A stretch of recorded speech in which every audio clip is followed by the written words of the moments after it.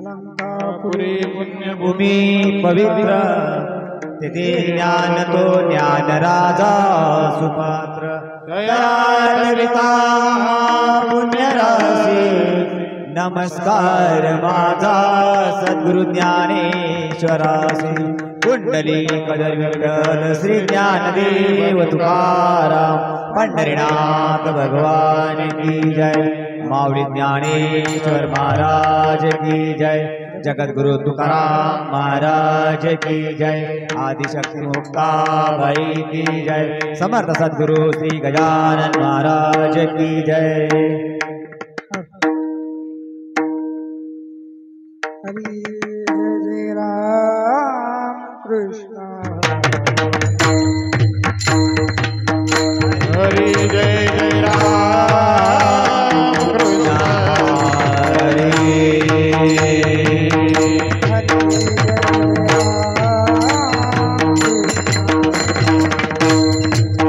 हरि जय जय राम कृष्ण हरि ओम कृष्ण जय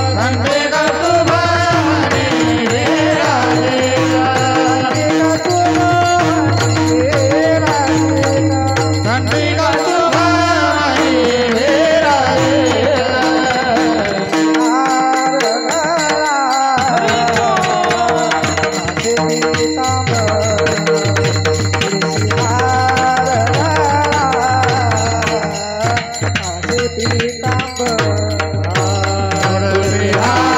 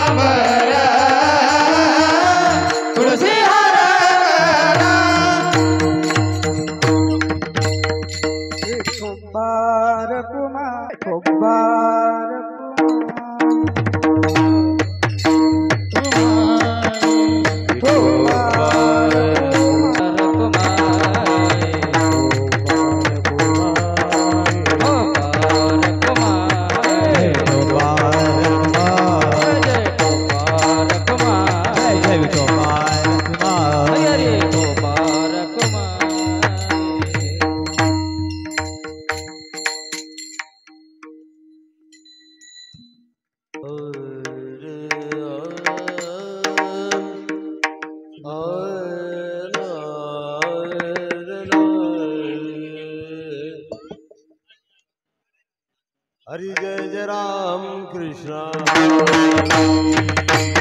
हरि जय जय राम कृष्ण हरे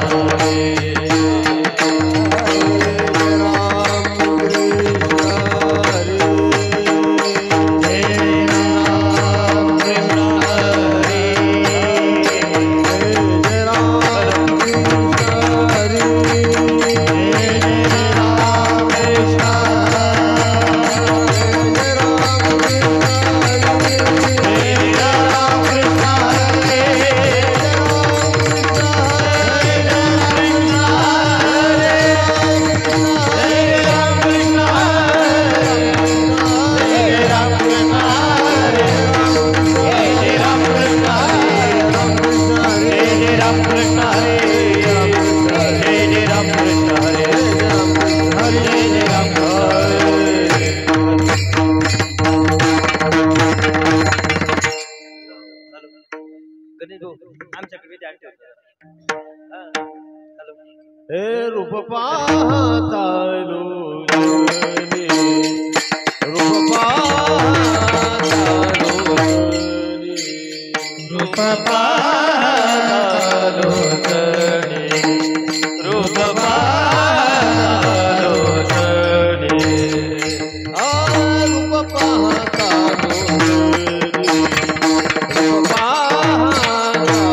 लोचनी,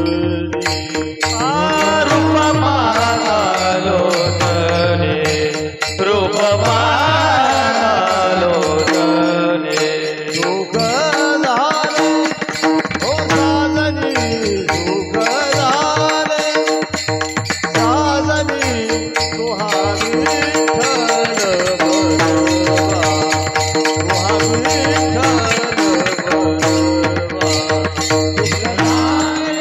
हो साजनी, सुख झाले साजनी, तुहा विठ्ठल बरोबा, तुहा विठ्ठल बरोबा. सुख झाले वाजनी, तोहा विठ्ठल बरोबा, तोहा विठ्ठल तुहा माधव परमा, तुहा माधव परमा, तुहा विठ्ठल बरोबा, तुहा विठ्ठल बरोबा. तुहा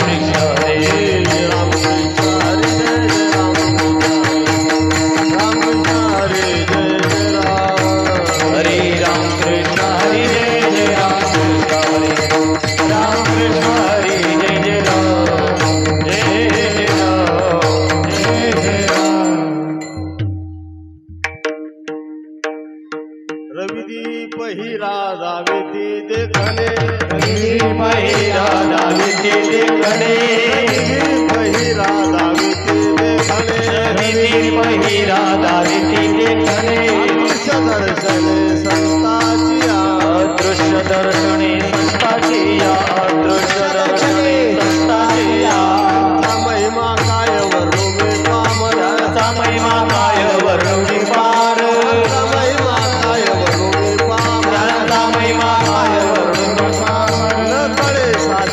ब्रह्मादिका साकार ब्रह्मादिका नकडे साकार ब्रह्मादिका आपली चंदन निववितो पुढी आपली चंदन निववितो पुढी आपली चंदन निववितो पुढी आपली चंदन निववितो पुढी गुण तो जाई संत संग गुण तो जाई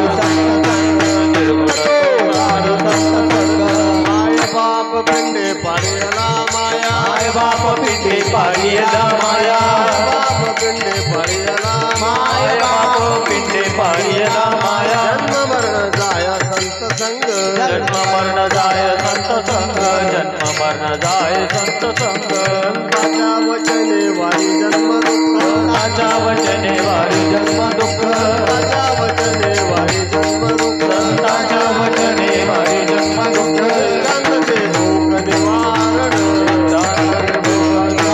जाणले भोग निवारण त्यांचा महिमा काय वरुणी पामर त्यांचा महिमा काय वर्णवी पार महिमा काय वरुणी पामर त्यांचा महिमा काय वर्णवी पामर कडे साकार ब्रह्मादिका कडे साचार ब्रह्मदेका कडे साचार ब्रह्मदेका मने जवळीन बाजारिता कामणे जवळीन पाचरिता जावे मने जवळीन बाजारिता कामणे जवळीन पाचरिता जावे चरणी भावरी गावया संत चरणी भावरी गावया महिमा काय वरुणी पामर त्यांचा महिमा काय वर्णवी पामर काय वरुणी त्यांचा महिमा काय वर्णवी पामर कडे साकार ब्रह्मादिका नकडे साचार ब्रह्मदिका नकडे साचार ब्रह्मदिका कुमार विठोबार कुमारी विठोबार कुमार विठोबार कुमार विठोबार कुमार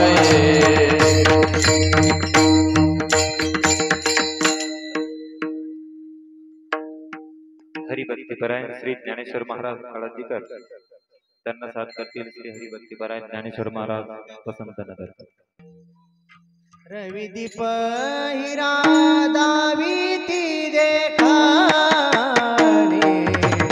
रवि दीप हिरा दाविती देखाने रवि दीप हिरा दाविती देखाने रवि दीप हिरा दाविती देखाने रवि दीप हिरा दाविती देखाने रवि दीप हिरा दाविती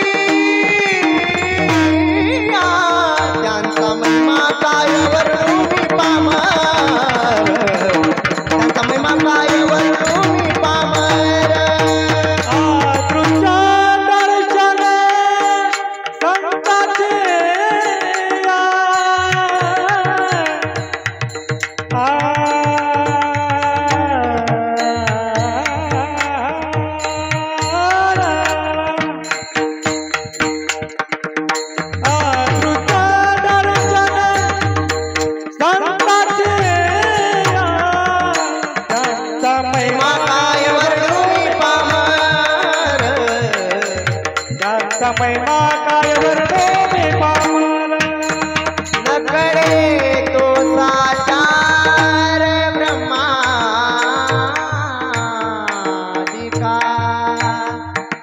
ब्रह्मा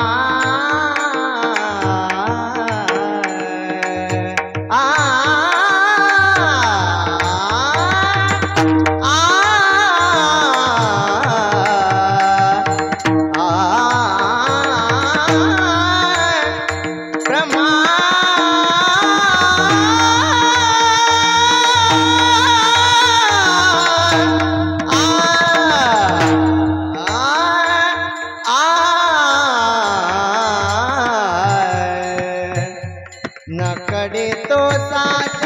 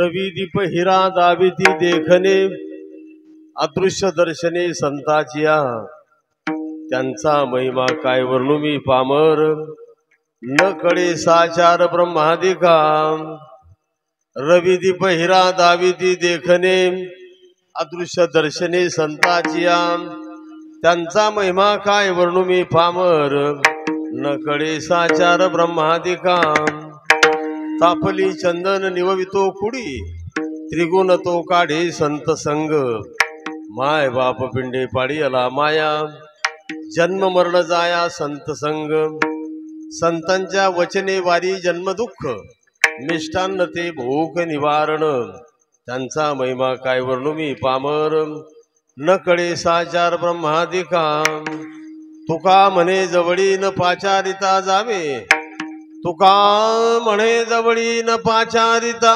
जावे संत चरणी भावे रिगावया त्यांचा महिमा काय वर्णू मी पामर न कळे साचार ब्रह्मादिका नारायणं नमस्कृत्य नरं चैव नरोत्तमं देवी सरस्वती व्यासं ततो जय मुदीरयेत नमोस्त्वनंताय सहस्रमूर्तये सहस्रपादाक्षि शिरोरभावे सहस्रनाम्ने पुरुषाय शाश्वते सहस्रकोटी योगधारिणे नमः पंढरीनाथ भगवान की श्री गुरु ध्यान श्री गुरु अर्चन हे न घडता मती होईल मंदा श्री गुरु विठ्ठल भावे वंदा दाखवी निज परमानंदा पांडुरंगा करू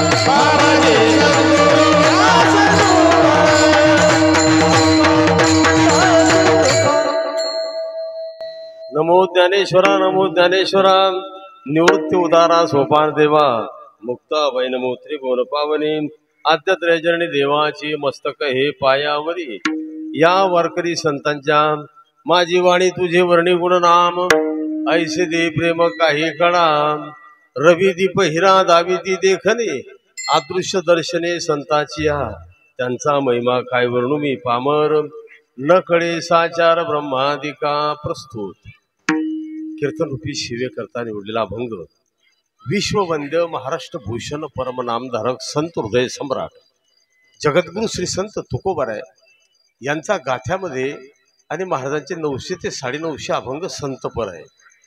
मग या सर्व अभंगामध्ये संतांचं ऐश्वर्य औदार्य आणि सामर्थ्य जे या अभंगामध्ये तुकोबारायांनी वर्णन केलेलं आहे ते इतर अभंगामध्ये आढळत नाही। याचा अर्थ इतर अभंग कमी प्रतीचे असं नाही, पण संतांचं ऐश्वर्य या अभंगामध्ये महाराजांनी जे विशद केलेलं आहे किंवा त्याचा विस्तार केलेला आहे तो अन्य अभंगामध्ये नाही। मग संतपर प्रकरणातील प्रसिद्ध असा अभंग आज सेवेकरता निवडलेला आहे।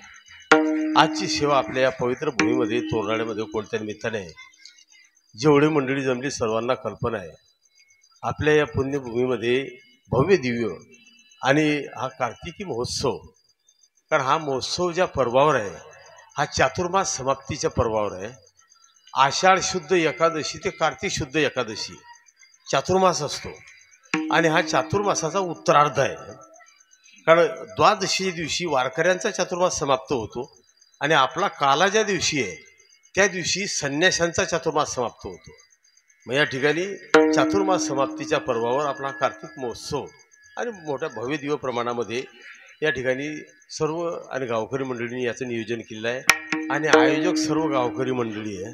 सर्व गावाचा हा सप्ताह आहे, तसे सर्व सप्ताह गावाचेच असतात म्हणा, पण हा सप्ताह विशेष करून सर्वांनी एकत्र येऊन मोठ्या प्रेमाने या ठिकाणी याचं आयोजन केलेलं आहे। गायक वादक मंडळी हे एकापेक्षा एक पट्टीचे गायक वादक आहे, म्हणजे नावं घेतले तर ते माझ्या काही एवढं लक्षात राहत नाही, पण सर्व गायक वादक मंडळी मृदंगाचार्य परिसरातून आलेले फतेपूर मागणी वगैरे जे असतील हे सर्व भाविक भक्त आबाल वृद्ध माता भगिनी सर्वांच्या सहकार्याने आजची ही सेवा माझ्याकडे आहे। आणि आपल्याला ही प्रेरणा ज्यांच्याकडून मिळाली किंवा आपल्या सप्ताहाचं आयोजन हे ज्यांच्या आशीर्वादाने झालेलं आहे, आपल्याच भूमीतलं वैभव गुरुवर्य हरिभक्तीपरायण पिराजी महाराज, हरिभक्तपरायण गुरुवर्य आणि आमचे तुळशीराम महाराज, फुलसिंग महाराज, पांडुरंग महाराज, डोंगरसिंग महाराज, किसनगिरी महाराज, सुखदेव महाराज आणि प्रताप महाराज यांच्या कृपा आशीर्वादाने आपल्या सप्ताहातली ही 3ऱ्या क्रमांकाची सेवा आज माझ्याकडे आहे. मित्रांनो, वारकरी संप्रदायामध्ये एक विशिष्ट पद्धती आहे. संप्रदायाचे प्रवर्तक परमपूजनीय जोग महाराज यांनी कीर्तनकारांकरता नियम घातलेले आहे. हे आपले काही काही कीर्तनकार म्हणतात संप्रदायाला नियम घातलेले आहे. संप्रदायाला नियम नाही, संप्रदाय नियमातच आहे, परंतु कीर्तनकारांकरता नियम आहे. कीर्तनकारांना कोणते नियम आहे? कीर्तनाकरता घेतलेल्या अभंगाचा अर्थ समाजाला सरळ सांगावा, अशी पद्धती वारकरी संप्रदायामध्ये बऱ्याचशा फळावर पालन केले जाते. मग अभंगाचे अर्थ समाजाला सांगणारी कीर्तनकार मंडळी जो अर्थ समाजाला सांगतात तो अर्थ अभंगातला असेल याची गॅरंटी नाही. अभंग यांच्या बापाचा आहे का? अभंग तुकोबरायांचा, नामदेवरायांचा, ज्ञानोबरायांचा, त्याच्यानंतर गोरोबरायांचा, चोखोबरायांचा, सावतोबाचा या अधिकारी मंडळीची वाणी आहे. मग तुकोबरायांची वाणी असल्यामुळे अभंगाची सड संगती पहा कशी आहे. रवी म्हणजे सूर्य, दीप म्हणजे दिवा आणि हिरा, या 3 गोष्टी स्वयंप्रकाशमान आहे. सूर्य स्वयंप्रकाशमान आहे, दिवा पेटवल्यानंतर दिवा प्रकाशमान आहे आणि हिरा प्रकाशमान असतो. बरोबर, अंधारामध्ये जर हिरा घेऊन गेला तर बॅटरीचं काम करतो तो. तुमच्या घरी आहे का कोणाच्या घरी हिरा? नाही आहे का? तोरण्यामध्ये असते तर घेऊन या. हिरा हा स्वयंप्रकाशमान आहे, जो अंधारामध्ये उजेड देतो तो हिरा. हे काही काही हिरे उजेडात दिसत नाही. आहे ना, असे लईच हिरे आपल्या महाराष्ट्रामध्ये, मी असं म्हणत नाही. मग सूर्य, दिवा आणि हिरा हे स्वयंप्रकाशमान आहे, पण वस्तुस्थिती अशी आहे जे अस्तित्वामध्ये आहे तेच हे दाखवण्याचं कार्य करतात. समजा आता लाईन गेली आणि दोघी मृदंग वाजवणारे बाजूला गेले, मग यांचं मृदंग दिसणार नाही अंधारामध्ये. मग प्रकाश केला म्हणजे दिवा लावला म्हणजे तो मृदंग कुठे ठेवला हे दिसेल, किंवा सूर्योदय झाल्यानंतर जी वस्तू आहे ती दिसेल. हिरा घेऊन गेल्यानंतर जी आहे ती दिसेल, पण जी नाही म्हणजे जी अदृश्य आहे त्याला प्रगट करण्याचं सामर्थ्य हे फक्त संतांच्या ठिकाणी आहे. अदृश्य काय तर भगवंत अदृश्य आहे. जसं फिलॉसॉफी पहा कशी आहे. समजा दूध हे किती तासामध्ये नासते. आता हे फ्रीज आहे, हे फ्रीज आहे म्हणून हे फ्रीज बाजूला ठेवा. आता फ्रीजमुळे असं झालेलं आहे की आजची भाजी 4 दिवसाला खाणारे लोक आहे. मी असं म्हणत नाही, पण फ्रीज बाजूला ठेवा. सकाळी काढलेलं दूध किती तासात नष्ट होते. उन्हाळा असेल तर दुपारपर्यंत दूध नाचते, बरोबर आहे की नाही? संध्याकाळपर्यंत नाचते. 12 घंट्यामध्ये 24 घंट्यामध्ये दूध हे नाश पावणार आहे. पण एक मुद्दा लक्षात घ्या, 24 तासामध्ये म्हणजे एका दिवसामध्ये नाश पावणाऱ्या दुधामध्ये कधीही नाश न पावणारं तूप लपलेलं असते, बरोबर आहे की नाही? 24 तासामध्ये नष्ट होणाऱ्या दुधामध्ये कधीही नाश न पावणारं तूप लपलेलं असते. तसं नश्वर देहामध्ये आणि परमात्मा स्थित आहे, भगवंत स्थित आहे, पण त्याला प्रगट करण्याचं सामर्थ्य हे फक्त संतांच्याच ठिकाणी असते. म्हणून अदृश्य दर्शने संताची. आणि अशा संतांचं वर्णन तुकोबाऱ्यासारखे म्हणतात की आम्ही करू शकत नाही, कारण त्यांचा महिमा काय वर्णू मी पामर. न कळे साचार ब्रह्मादिका. ब्रह्मादिकांना सुद्धा त्याचं महत्त्व कळलं नाही. तुम्ही श्रीमद भागवत आपण भरपूर ऐकले, कारण आपल्या या पुण्यभूमीमध्ये किती भागवत झाले असतील हे तुम्हालाही माहिती नाही. आणि ऐकू ऐकू महाराज लोक बी लंबे झाले ना. तुम्ही सांगू सांगू लंबे झाले ना, ऐकू ऐकू तुम्ही लंबे झाले. म्हणजे सांगण्याचा मुद्दा त्या ठिकाणी ब्रह्मदेवाला सुद्धा अहंकार झाला, इंद्राला अहंकार झाला. भागवताच्या 10व्या स्कंदामध्ये कथा आहे. पण ब्रह्मादिकाला सुद्धा देवाचं म्हणजे संतांचं ऐश्वर्य कळलं नाही. म्हणून न कळे साचार ब्रह्मादिका. मग आता पुढे 2 दृष्टांत दिलेले आहे. तापली चंदन निववितो कुडी. ओरिजिनल चंदन जर असेल, ते चंदन जर घासलं किंवा चंदन उगाळलं तर कितीही तापलेलं तेल असेल तर त्या तेलामध्ये जर 1 थेंब चंदनाचा टाकला तर तेल शांत होते. दुसरं, शरीर तापलं म्हणजे एखाद्याला ताप आला तर तुम्ही लिहून घ्या एका स्टॅम्पवर माझ्याकडून, ज्याला 104 डिग्री ताप सांगितला डॉक्टरने, तुम्ही त्याच्या कपाळाला, छातीला, पोटाला, हाताला चंदन लावा. 4 डिग्री ताप त्याचा 4 मिनिटामध्ये खाली येतो. हे चंदनामध्ये गुण आहे बरं. तापली चंदन निववितो कुडी. कुडी म्हणजे शरीरही निवडण्याचं सामर्थ्य आहे आणि तेलालाही शांत करण्याचं सामर्थ्य त्याच्यामध्ये आहे. पण त्रिगुणात्मक जे विकार आहे हे काढण्याचं सामर्थ्य चंदनात नाही. मग या ठिकाणी त्रिगुण तो काढी संत संग, तापली चंदन निवतो कुडी, त्रिगुण तो काढी संत संग. दुसरा दृष्टांत आहे, माय बाप पिंडे पाडी अला माया. आई वडील प्रेमाने स्नेहाने पाल्याचं आपल्या मुलाचं पालन पोषण करतात, पण जन्म मृत्यूच्या फेऱ्यातून त्याला बाहेर काढतात का? एखादं पोर जन्माला आलं आणि ठिकाणावर जायला लागलं, वर जायला लागलं, तर आईबाप त्याला वाचवू शकता का? मग त्या ठिकाणी जन्म मरण जाया फक्त संत संग, संतांच्या सानिध्यामध्येच जन्म मृत्यूचं जे दुःख आहे नाहीसं होते. आणि साधूच्या वाणीमध्ये अशी पावर असते, संतांच्या वचने वारी जन्म दुःख. मी नेहमी सांगतो, डोंगरीजी महाराज भागवतामध्ये लिहितात कि विद्वान पंडित लोग शास्त्रों के पीछे चले जाते हैं, लेकिन शास्त्र संतों के पीछे चलते हैं. संत जो कहते हैं वही शास्त्र प्रमाण हो जाता है. एखाद्या वेळेला शास्त्र बोलता काही, अर्थ निघतो काही. वेदातले बरेचसे असे प्रमाण आहे. धर्मशास्त्रातले स्कंद पुराण, पद्मपुराण, ब्रह्मपुराण या पुराणामध्ये, भागवतामध्ये उल्लेख आहे. हे ग्रंथ सांगता काही, त्याचा अर्थ निघतो काही, वेगळाच अर्थ निघतो. परंतु संत जे बोलतात ते शास्त्र वाक्य होते. म्हणून संतांच्या वचने वारी जन्म दुःख. आणि उत्तरार्धामध्ये म्हटले मिष्टान्न ते भूक निवारण. मिष्टान्न भूकीचं निवारण करेल. आता जे संध्याकाळी एकदम तंग जेवले पोत्यासारखे, ते सकाळी जेवणार नाही का? आता जो जेवण केलं, तुम्ही पंचपक्वान्न जरी खाल्ले तर सकाळी खावं लागते की नाही? सकाळी खावं लागते. मिष्टान्न हे फक्त तात्पुरती भूक निवारण करते, पण संतांच्या वचनाने चिरशांती आणि कायमस्वरूपी शांती किंवा समाधान प्राप्त होते. पण मग साधूकडे जाताना कसं जावं हे तुकोबाराय सांगतात.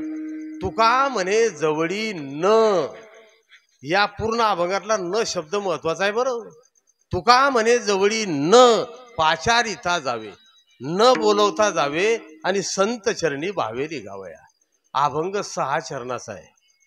हे काय काय म्हणतील एवढा अभंग घ्यायची काय गरज आहे? निदान कीर्तनकार लहान असला तर अभंग तरी मोठा घ्यायला पाहिजे. कीर्तनकार लहान असले तर अभंग मोठा घ्यायला पाहिजे. आणि टाळकऱ्यांनी डोक्याला ताण घ्यायचा नाही. 1, 2, 5 आणि 6 मधले 2 चरण फराळामध्ये ध्यानात ठेवून घ्या. मी काय बोललो काही सट्टाने सांगितलं बरं. हे ते सट्ट्यावाले बरे पक्के असतात, हे बरोबर पकडता की कल्याणमध्ये काही बोर एक्का सांगला आणि बंबईमध्ये दुरी सांगितली असं नाही. पहिलं चरण, दुसरं चरण, 5वं आणि शेवटचं, हे 4 चरण ध्यानात ठेवा. विठ्ठल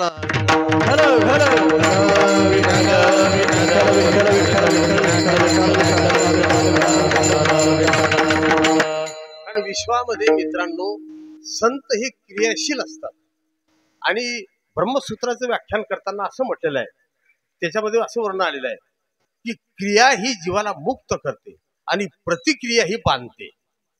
क्रियेमध्ये जीव स्वतंत्र असतो आणि प्रतिक्रियेमध्ये परतंत्र असतो. विचारसागर सुद्धा वर्णन करते, क्रियेमध्ये जीव स्वतंत्र आहे आणि प्रतिक्रियेमध्ये परतंत्र आहे. म्हणून सत्पुरुष हे क्रियाशील असतात. महाराजांचं एक प्रसिद्ध प्रमाण आहे की तैसे संत जगी, तैसे संत जगी, तैसे संत जगी, तैसे संत जगी. क्रिया करोनी सावित्री अंगी, क्रिया करोनी सावित्री अंगी, तैसे संत जगी, तैसे संत जगी. क्रिया करोनी सावित्री अंगी, क्रिया करोनी सावित्री अंगी, तैसे संत जगी, तैसे संत जगी. तैसे संत जगी क्रिया करून दाविती अंगी.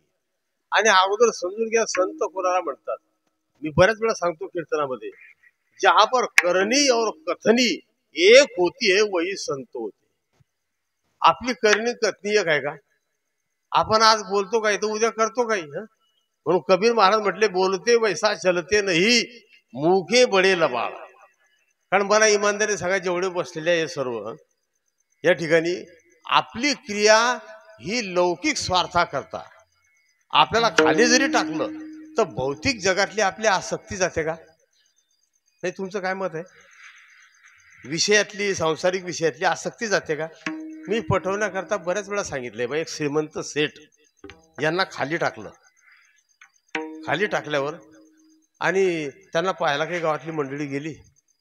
मग एकाने त्याला त्या शेठला पाहतावर सांगितलं, शेठ काही राहत नाही म्हणे 1-1.5 तासात. तो बोलायला लागला, भगवान शेठ आहे तुम्ही मसान मला म्हणता का?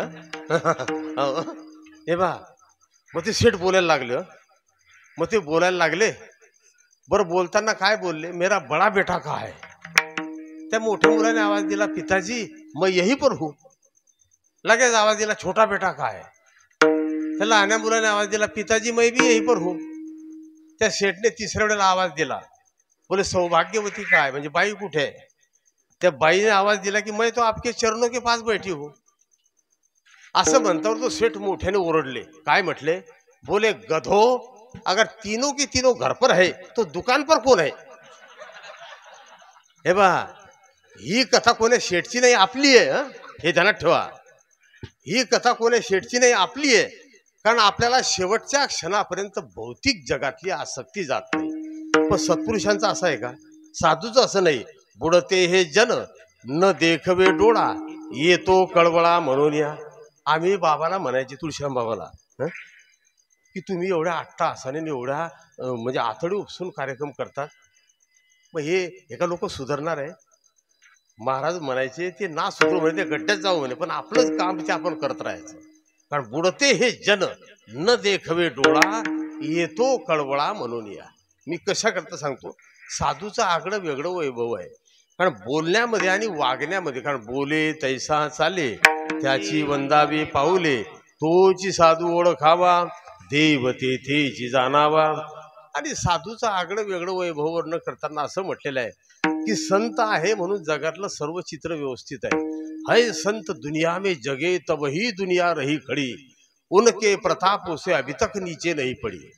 वो कितना पाप हो रहा अंदाज के बाहर चला, पर संत ही का पुण्य है जो अब तक जगना ढला. म्हणजे त्यांचं पुण्य आहे म्हणून अजून सर्व व्यवस्थित आहे. बरं, ज्या दिवशी त्यांचं पुण्य नाहीसं झालं त्या दिवशी आपले कल्याण झालं समजा. मी असं म्हणत नाही. कारण साधूचं महत्व, संतांचं वैभव हे देवाला सुद्धा कळत नाही. देवाच्या परिवारामध्ये, देवाच्या पोटी जे जन्माला आले त्यांना साधू ओळखता आले नाही. हो, भगवान कृष्णाच्या परिवारात जे जन्माला आले त्यांना साधू ओळखता आले नाही. आणि त्या गाढवांना जर ओळखता आले असते तर हे आणि पिंडारक तीर्थक्षेत्रामध्ये साधूची विडंबना करायला गेले असते का? भागवतामध्ये 11व्या स्कंदामध्ये आणि वर्णन आले, 10व्या स्कंदामध्ये शेवटच्या अध्यायामध्ये, कुरुक्षेत्रामध्ये हे आणि सर्व मंडळी सूर्यग्रहणाच्या दिवशी आणि पिंडारक तीर्थक्षेत्रामध्ये गेले. कशा करता? साधू तपासण्या करता. मी बऱ्याच वेळा सांगतो, आप सब जगत की जांच कीजिए लेकिन साधू की जांच कभी मत कीजिए. कारण साधूला ओळखण्यामध्ये जर चूक झाली तर परिणाम वाईट होता. बरं, एव्हा राजा प्रताप भानू, तुलसीदासजी रामायणात लिहितात, राजा प्रताप भानू नकली साधूला असली समजला, राज्याचा सर्वनाश झाला. आणि भागवतामध्ये राजा परीक्षित या असली साधूला नकली समजले, गड्यामध्ये सर्प टाकून दिला, 7 दिवसामध्ये मृत्यू ओढवला, 7 दिवसामध्ये मरण ओढवलं. साधूला समजण्यामध्ये जर चूक झाली तर त्याचे परिणाम वाईट होतात. आणि तीच परिस्थिती देवाच्या परिवाराची झाली. कारण साधूला तपासायला गेलं हे नकली आहे का असली. मग त्यांनी त्या जांबवंतीचा पुत्र साम दिसायला सुंदर होता, त्याला गरोदर स्त्रीचा वेश दिला आणि दुर्वासांच्या पुढे उभं केलं. म्हणे महाराज या मुलीला काय होईल? त्यांनी ध्यानामध्ये पाहिलं, म्हणे अरे हे तर मुलगी नाही, हा मुलगा आहे. यांनी याला नकली स्त्रीचं रूप दिलं. मग त्यांना राग आला थोडा, पण ते कृष्णाशी बोलले. फोन लावला त्यांनी देवाला, हे फोन होती तेव्हा, देवाला फोन लावला आणि म्हणे कृष्णा तुझी मुलं आज आमची विडंबना करायला आले, सांग काय करायचं? भगवान म्हटले तुम्ही स्वतंत्र आहे. कारण संत हे स्वतंत्र असतात. बरं, संतांचे विचार स्वतंत्र, मत स्वतंत्र. आपल्याला फक्त 26 जानेवारीच्या दिवशी प्रजासत्ताक दिन, त्या दिवशी 7 प्रकारचे स्वतंत्र दिलेले आहे. भाषण स्वतंत्र, मत स्वतंत्र, हे सर्व स्वतंत्र आहे. पण एकही स्वतंत्र नाही, सर्व परतंत्र आहे. जे स्वतंत्र आहे ते सर्व बदमाश आहे. मी असं म्हणत नाही. मी कशा करता सांगतो, मुद्दा लक्षात घ्या. मग देवाच्या परिवारातले दुर्वासांना म्हटले या मुलीला काय होईल. मग त्यांनी परत विचारलं, परतही यांनी तेच विचारलं. राग अनावर झाला. रागा रागात दुर्वास बोलून गेले, या मुलीला लोखंडाचं मुसळ होईल आणि सर्व यादवांचा यदुकुळाचा नाश होईल. आता मला सांगा, देवाच्या परिवारातले यादव हे एवढे मूर्ख होते की यांनी साधू तपासायला गेले. मग आता हे जो 2-3 यादव आहे हे शहाणे आहे काय? हे कोणते? हा मुलायम सिंग, अखिलेश, हे शहाणे आहे काय? हे बघ, मी काही कोणा पार्टीचा माणूस नाही, मी कोण्या पक्षाचा नाही, अगोदर सांगतो. मी फक्त एकाच पक्षाचा आहे, पितृ पक्षाचा. आलं का त्यांना? आणि मी नेहमी सांगतो माझे 2च पितर आहे, एक ज्ञानोबा आणि एक तुकोबा. मी तिसरा पितर कोणी मानत नाही. मी कशा करता सांगतो, यादवांना कळलं नाही म्हणजे साधूला ओळखण्यामध्ये त्यांची चूक झाली. आणि साधूचं जे महत्व आहे, जे वैभव आहे, हे ब्रह्मादिकांना सुद्धा कळलं नाही. आपल्याला काही काला सांगायचं नाही, पण काल्यामध्ये प्रसंग आहे. ब्रह्मदेवाला अहंकार झाला, ब्रह्मदेवाला भ्रम झाला. कोणता? एक प्रसंग आलेला आहे. ज्यावेळेला देवाने सांगितलं होतं की सर्वांनी आपापल्या घरून खाण्याकरता घेऊन या. पेंद्या घरी आला, आईला म्हटलं तर पेंद्याची आई म्हटली आपल्या घरी फक्त ताक आहे. मग तोने देवाला ताकही चालते. श्रद्धेने देवाला काही जरी समर्पण केलं तरी ते देवापर्यंत पोच होते असा सिद्धांत आहे. मग त्यावेळेला पेंद्याची आई म्हटली अरे पण माठ एकच आहे, दुसरा माठ नाही ताक द्यायला. मग तोने माठाची गरज नाही, तू मला एक घोट घेऊ दे म्हणे. मग त्याने घोट घेतला ना तोंडामध्ये, आणि तो तोंडातला घोट घेऊन तो कृष्णाजवळ गेला. देवाला हाताने खुणवलं म्हणे तोंड उघड. देवाने तोंड उघडलं आणि याने घरचा ताकाचा घोट देवाच्या तोंडात टाकला. तो देवाने पिऊन टाकला. तर ही क्रिया ब्रह्मदेव पाहत होते. ब्रह्मदेवाने पाहिलं. ब्रह्मदेव म्हणे असा कसा देवा येळपट, म्हणजे एवढा नितातलेला म्हणे की याच्या घरचा ताकाचा घोट याने पिऊन टाकला. मग भ्रम झाल्यामुळे देवाला तपासण्याकरता सर्वांना माहित आहे 1 वर्षभर गाई आणि गोपाळ ब्रह्मदेव सत्यलोकात घेऊन गेले. मग 1 वर्ष झालं पण खालून काही बोंब गेली नाही. तो म्हणे कोणी किडनॅप झाला, कोणी त्या ठिकाणी अपहरण झालं असं काही ऐकायला आलं नाही. मग ते तपासण्याकरता जेव्हा ब्रह्मदेव आले आणि ब्रह्मदेवाने पाहिलं तर जेवढे त्या ठिकाणी आणि गाई गोपाळ होते हे सर्व कृष्ण रूप दिसले. तेव्हा ब्रह्मदेवाचा भ्रम नाहीसा झाला. तो म्हटला आपली चूक झाली, आपण देवाच्या चरित्रावर संशय घेतला. कारण चरित्र कोणाचं असते? तेव्हा तुम्ही जेवढे बसलेले इथे तुमच्यापैकी कोणी बोटवर करा आणि मला सांगा महाराज आमचं चरित्र सांगा. मला काय करणार, 1 तासभर कोणाचं चरित्र सांगणार. आपण इथे जेवढे बसले समजा माझ्यासह आपलं चरित्र आहे का? अरे हा पुरे असतो निसता. मी कशा करता सांगतो, आपलं चरित्र नाही, आपली कथा आहे. भागवतात लिहिलेलं आहे. डोंगरेजी महाराज म्हटले जिसमें व्यथा होती है वह कथा होती है. तुम्हाला असं वाटतं देव या बाबतीमध्ये स्वतंत्र आहे. मग ब्रह्मदेवाने स्तुती केली ना, ध्रुवाने स्तुती केली. त्या श्लोकाचं निवेदन करताना त्याच्या अगोदरचा श्लोक आहे, तिथे असं म्हटलेलं आहे योंत मम प्रविश्य वाच मिमां प्रसुप्तां संजीवेत्य खिल शक्तिध्वर सुदाम्ना अन्यंसस्त चरणत्व गाधिम प्राणानां भगवतो पुरुषाय तुभ्यं किंवा कृष्णाय वासुदेवाय हरे परमात्मने नमः प्रणतक्लेशनाशाय गोविंदाय नमो नमः. हे स्कंद पुराणाने गायलेलं आहे. मग त्याच्यामध्ये वर्णन आलेलं आहे. देवाची स्तुती केली म्हणजे ब्रह्मदेवांना ब्रह्माधिकांना सुद्धा आणि संतांचं देवाचं महत्व कळलं नाही. आणि आपल्याला का कळत नाही तर आपल्या ज्या क्रिया आहे, आपली जी क्रिया आहे ही फक्त लौकिक स्वार्थामध्ये. मी बऱ्याच वेळा सांगितलं. तुम्ही मला सांगा, आपण एखाद्या वेळेला तीर्थ करतो, दान देतो, त्याच्यानंतर आणि यज्ञ करतो, मग याच्यापासून आपला कोणता फायदा होतो सांगा बरं? फक्त पुण्य प्राप्त होते, पण आपल्या वृत्तीमध्ये परिवर्तन होते का? त्याचं कारण आहे सत्पुरुषांचा भाव हा अतिशुद्ध असतो, संतांचा भाव अतिशुद्ध असतो आणि आपला भाव सर्व निषिद्ध असतो. तुम्ही मला सांगा, त्या मालेगावला एक कथा झाली, त्या प्रदीप मिश्राचं शिवपुराण. त्याच्या तोंडातून एक वाक्य निघून गेलं त्या प्रदीप मिश्राच्या, 1 लोटा जल आणि सारी समस्या का हल. त्या दिवसापासून महादेवाचा असा घाम धरला या डिपार्टमेंटनं की विचारताच होय नाही. मी असं म्हणत नाही, हे बा पूर्वी अशी परिस्थिती होती की हे जंगलातले महादेव होते ना, रोडवरचे जाऊ द्या, पण जंगलातल्या महादेवाला 2-2 महिने पाणी भेटत नव्हतं. अंग धुयाला भेटत नव्हतं. आता महादेवाचा एवढा चांगला काळ आला, एका महादेवाला मी 2 टावेल दिले आणि तो महादेव यांना भेटला. तोने महाराज त्या अरुण महाराजांना 2 टावेल दिले पण अंग पुसायला टाइम नाही. हे बा आता हे बरोबर आहे. हे बा आता उत्तर तुम्ही द्या. भक्ती वाढली की नाही? वाढली ना. पण वर्म कळलं का? वर्म कळलं नाही. भक्ती वाढली पण वर्म कळलं नाही. तुम्ही महादेवाच्या मंदिरात जाता, मोठी श्रद्धेने पूजा करतात आणि पिंडीवर साखर टाकून देता. टाकता की? पिंडीवर साखर टाकण्याचा मोठा दोष आहे बरं. शिवपुराणाचे 7 संहिता आहे आणि 24,000 श्लोक आहे. शिवपुराणाचे 24,000 श्लोक आहे, 7 संहिता आहे. विद्येश्वर संहिता, रुद्र संहिता. रुद्र संहितेचे 5 भाग आहे. रुद्र संहिता, शतरुद्र संहिता, कोटीरुद्र संहिता, वायव्य संहिता, उमा संहिता, कैलास संहिता आणि याच्यामध्ये उत्तर संहिता, अशा 7 संहिता आहे. मग शतरुद्र संहितेमध्ये याचा उल्लेख आलेला आहे. कारण आपली जी क्रिया आहे ही सर्व स्वार्थी असते.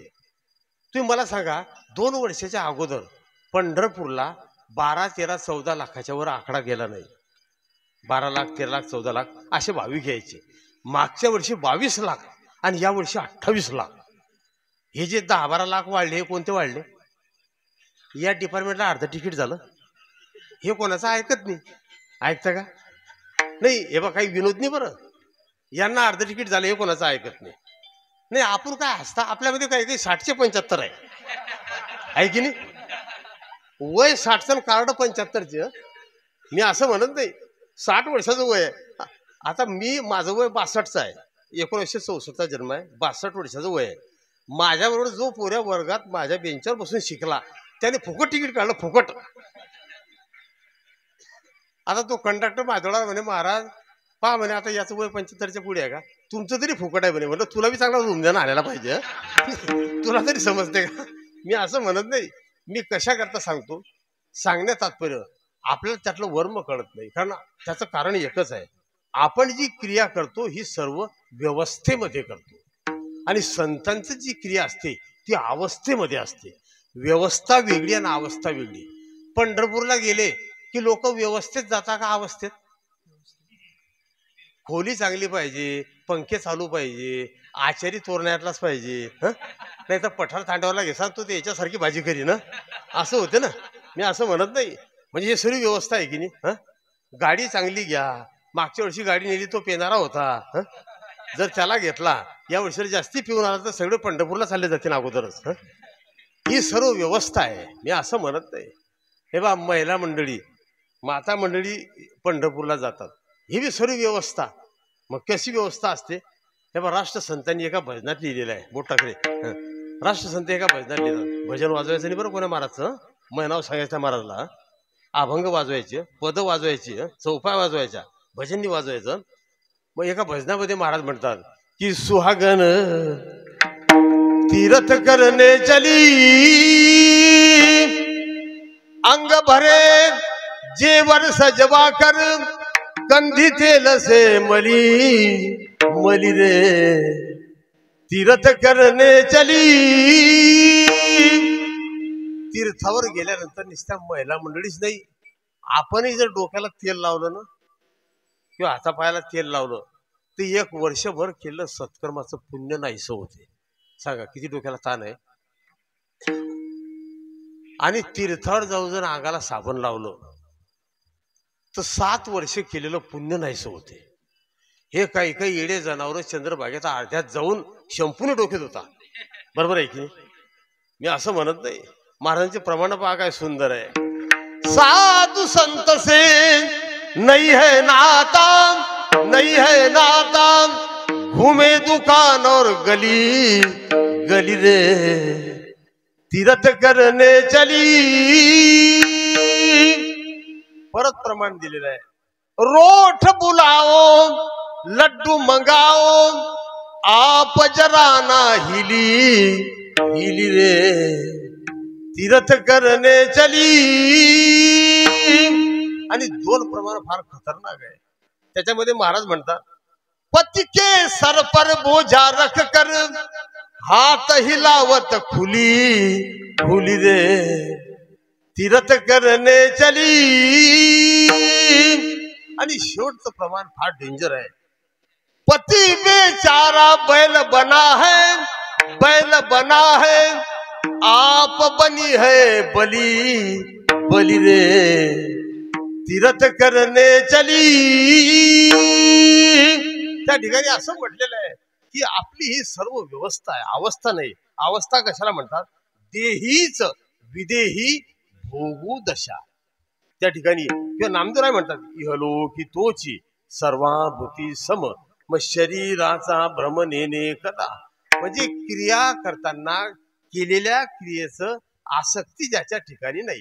मी एक ओवी नेहमी सांगतो, हे मदची स्तव जाहले परी म्या नाही केले, ऐसे जेने जाणितले तो सुटला गा. आणि एखाद्या वेळेला आपण भ्रमाने किंवा स्वार्थाने क्रिया करतो. पण तुम्हाला माहिती आहे का, वरचेची लीला अशी आहे, त्या पांडुरंगाची कृपा अशी आहे, त्याला जे पाहिजे तो घेतल्याशिवाय राहत नाही.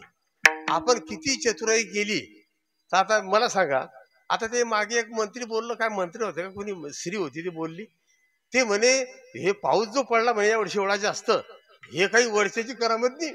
मला वाटतं ते कोणता शिंदेची पोरगी होती का काय ते तिकडची, सुशील शिवकुमार शिंदेची का कोणाची बोलली, ते मोबाईलवर पसरे चालू होतं ते म्हणे हे जास्त पाऊस पडला, हे काही देवाचं हे निसर्गाचा कोपरी म्हणे, हे बीजेपीचा आहे म्हणे. सांगा तुम्ही आता काय डोक्याला आहे का अक्कल आहे का बोलायच्या वेळेला? असं म्हणत नाही. अरे राम राम राम, मोठा अवघड समस्या आहे त्या.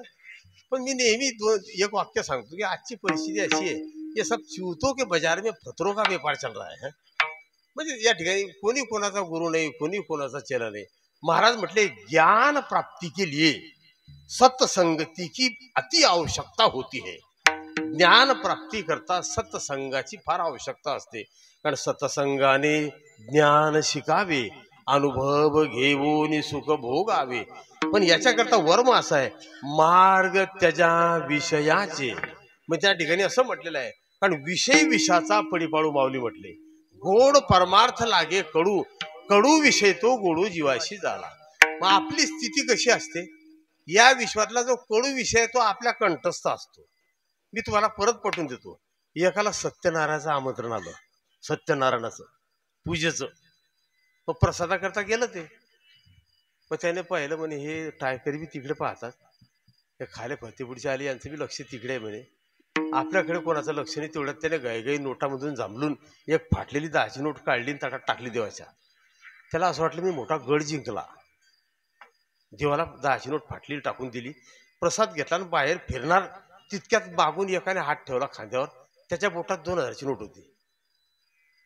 तो विचार करायचा की आपल्याजवळ एवढं ऐश्वर्य आहे तर आपण देवाला फाटलेली 10ची नोट दिली. हा तर नंगे नवाब किल्लेपर घर आहे म्हणे, हा तर मिया म्हणे तख्या उजाड याच्या जो काही नाही, पण याने देवाला 2000ची नोट टाकून लावली म्हणे. त्या शेठने त्याची 2000ची नोट घेतली आणि टाकून दिली. तो शेठ दरवाजा जो येत नाही तो मागून पोहत आला. तो म्हणे शेठ ते 2000ची नोट माझी नव्हती म्हणे, तुम्ही ना 10ची काढता काढता तुमच्याच खिसून खाली पडली होती म्हणे 2000ची, तुम्ही ते देवाला देऊन दिली. मुद्दा लक्षात घ्या, त्याला सृष्टीमधून जे प्राप्त करायचं जे घ्यायचं ते तो घेतल्याशिवाय राहत नाही. पण आपल्या ठिकाणचा जो भ्रम आहे हा व्यर्थ भ्रम असतो. हा साधूच्या ठिकाणी कोणत्याही प्रकारचा भ्रम नसतो. हा तुलसीदासजी रामायणामध्ये लिहितात, जिसके मन मोह छल छिद्र न भावा, ज्याच्या मनामध्ये कोणत्याही प्रकारचं छल कपट नाही. महाराजांचे प्रसिद्ध प्रमाण आहे. महाराज म्हणतात ना की काम क्रोध लोभ जयाचे अंतरी, काम क्रोध लोभ जयाचे अंतरी, काम क्रोध लोभ जयाचे अंतरी, काम क्रोध लोभ जयाचे अंतरी, काही अधिकारी ऐसा येते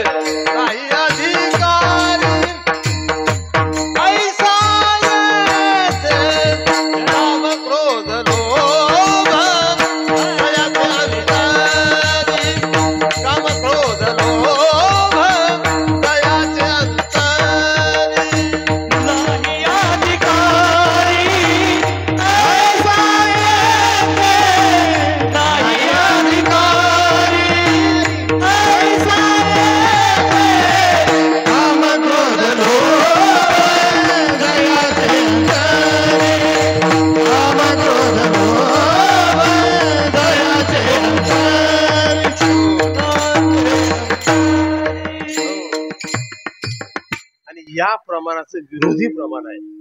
काम क्रोध लोभ जयाचे अंतरी नाही अधिकारी ऐसा येते. तो परमार्थातला अधिकारी नाही. आणि हे विकार ज्याने बाहेर घातले तो परमार्थातला अधिकारी आहे.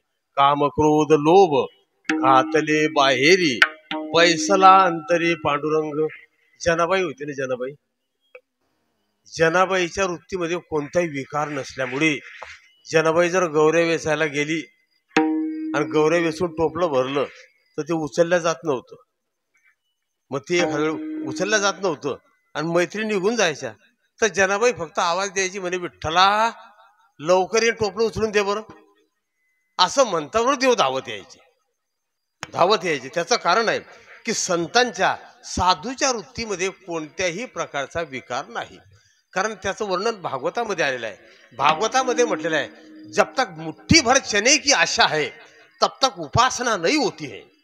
जोपर्यंत मुठभर हरभऱ्याची आशा आहे तोपर्यंत उपासना होत नाही. बरं हे फक्त काय काही बोंबलतात की उपासनेला दृढ चालवावे उदेव संतासी सदा नमावे मग सत्कर्म योगे वय घालवावे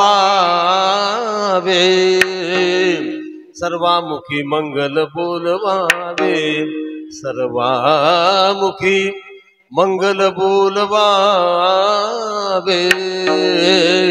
सर्वामुखी मंगल बोलवावे. मी नेहमी सांगतो उपासना फक्त उपास्य प्राप्ती करता पाहिजे. साधना फक्त साध्य प्राप्ती करता पाहिजे. पूजा फक्त पूज्य प्राप्ती करता पाहिजे. पण याच्यातलं कोणतं थोडं जरी वर्म चुकाचूक झालं तरी त्याचा काही फायदा नाही. हे बघा सुदाम चरित्र तुम्ही भागवतामध्ये ऐकता. आपल्याला काही ते सांगायचं नाही पण सर्वांना माहिती आहे सुदाम देवाला 18 विश्व दारिद्र्य होतं. तुम्ही किती वर्ष झाले ऐकता. 18 विश्व म्हणजे कसं 18 गुणिला 20 किती झाले. गुणाकार एवढा पक्का आहे तुमचा. 18 गुणिला 20 किती गुणाकार आला 360. 18 गुणिला 20 360. 360 म्हणजे वर्षभर ज्याची खायची मारामार आहे त्याला 18 विश्व दारिद्र्य म्हणतात. मग सुदाम देवाची पत्नी सुशीला ही सुदामाला म्हटली तुम्ही जर द्वारकेला गेले तर आपली दरिद्री जाईल. सुदाम म्हटले तुला तर माहिती आहे म्हणे की मी कोणाला काही मागत नाही. बसल्या जागी जे मिळेल त्याच्यावर उदरनिर्वाह करायचा. ती म्हटली मी तुम्हाला मागायला पाठवत नाही म्हणे दर्शनाला पाठवते. आनंद झाला म्हणे देवाच्या दर्शनाला जायचं काही ना काही घेऊन जायला पाहिजे. खाली हाताने देवाजवळ जायचं नाही असा नियम आहे. बरोबर मी असं भागवतात सांगितलं नाशिककडे तर एक माझाच बूट मारून दिला एकाने पायातला आणि 2 दिवसाने तोच बूट घालून आला तो. मी पहिला म्हटलं का हा बूट तर माझा आहे म्हणे हा तुमचाच आहे. मग म्हटलं तू कसा नेला म्हणे तुम्ही त्या दिवशी सांगितलं ना की भगवान के पास जाना हो तो कुछ न कुछ लेकर जाना चाहिए. पहा तुम्ही म्हणजे काही काही एवढ्या अर्थाचा अर्थ क्लिअर लावता असा प्रकार आहे. मग सांगण्यात तात्पर्य आता सर्वांना माहिती आहे ते 3 पसा तांदूळ घेऊन गेले. त्यांच्याकडे त्या 3 पसा तांदूळ म्हणजे त्यांचं सर्वस्व होतं. देवाकडे घेऊन गेले. महाद्वाराला स्वागत झालं. मध्ये गेले आणि ज्या वेळेला मध्ये गेले सुदाम देवाचे चरण प्रक्षालन करून देवाने गंध उघडला. मला एवढं सांगायचं आहे. आणि सुदाम देवाच्या कपाळाजवळ गंध लावायला गेले तेव्हा सुदाम देवाच्या कपाळावर लिहिलेलं देवाने वाचलं. सुदाम देवाच्या कपाळ पाठीवर काय लिहिलं होतं श्री क्षय. श्री म्हणजे लक्ष्मी आणि क्षय म्हणजे नाश. सुदाम देवाच्या कानाजवळ तोंड नेलं आणि सांगितलं म्हणे सुदामा तुझ्या भाग्यामध्ये श्री क्षय लिहिलेलं आहे. सांग तुझं भाग्य बदलव का. तुझं भाग्य बदलव. सुदामदेव म्हटले याला जर म्हटलं बदलून टाक तर याला मागितलं. सुदामदेव म्हटले कन्हैया आप और हम एक ही गुरु के शिष्य है. तुम्ही आणि मी एका गुरुचा शिष्य आहे. मग आपण एका गुरुचे शिष्य आहेत आणि तू सुद्धा जाणतो म्हणे कि इस नश्वर देह का नाम सुदामा है और सुदामा का अर्थ आप समझते हो सु का मतलब अच्छा और दाम का अर्थ धन. अच्छा धन अगर मेरे भाग्य में हुआ तो तू क्या बोले तेरा बाप देगा. पाप देवालाही मान खाली घालावी लागली. भगवान म्हटले एवढं 18 विश्व दारिद्र्य या ठिकाणी एवढं 18 विश्व दारिद्र्य असून सुद्धा सुदाम देवाने आपल्याकडे याचना केली नाही. आणि आता आपल्याकडे सर्व गुण संपन्न असताना सुद्धा लोक दारिद्र्य रेषेमध्ये नाव यायला पाहिजे याच्याकरता किती खटपट करतात सांगा बरं. आता एक बी दरिद्री नाही पण आपलं नाव दारिद्र्य रेषेत यायला पाहिजे. आता आहे का डोक्याचा भाग आहे का. मी असं म्हणत नाही. आता मी एका पोरगीचा सर्वे केला, तिनं ते 1500 रुपये ते लाडकी बहिणीची भेटा करता ते 400 रुपये रोजाची 8 दिवस मजुरी पाडली, 3200 रुपये पाडले. 1500 भेटा करता जामनेरला 4 चक्रा मारल्या, सांगत मी 5 चक्रा. मी असं म्हणत नाही, म्हणजे आपल्याला काही काही सूत्र कळत नाही. महाराज म्हटले वर्म कळलं, सूत्र कळलं तरच फायदा होतो. कारण जाणावे ते वर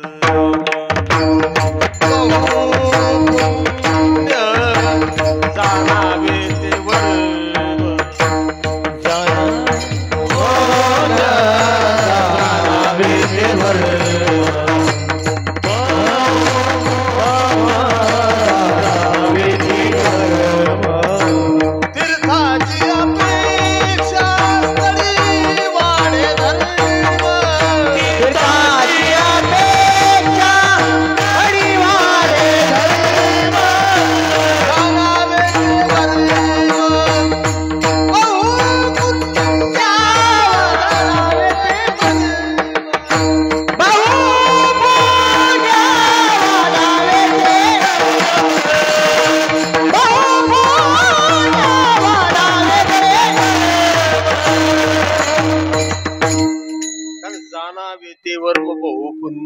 आणि वर्म जाणणाऱ्या या विश्वात जर कोण असतील तर ते फक्त संत आहे.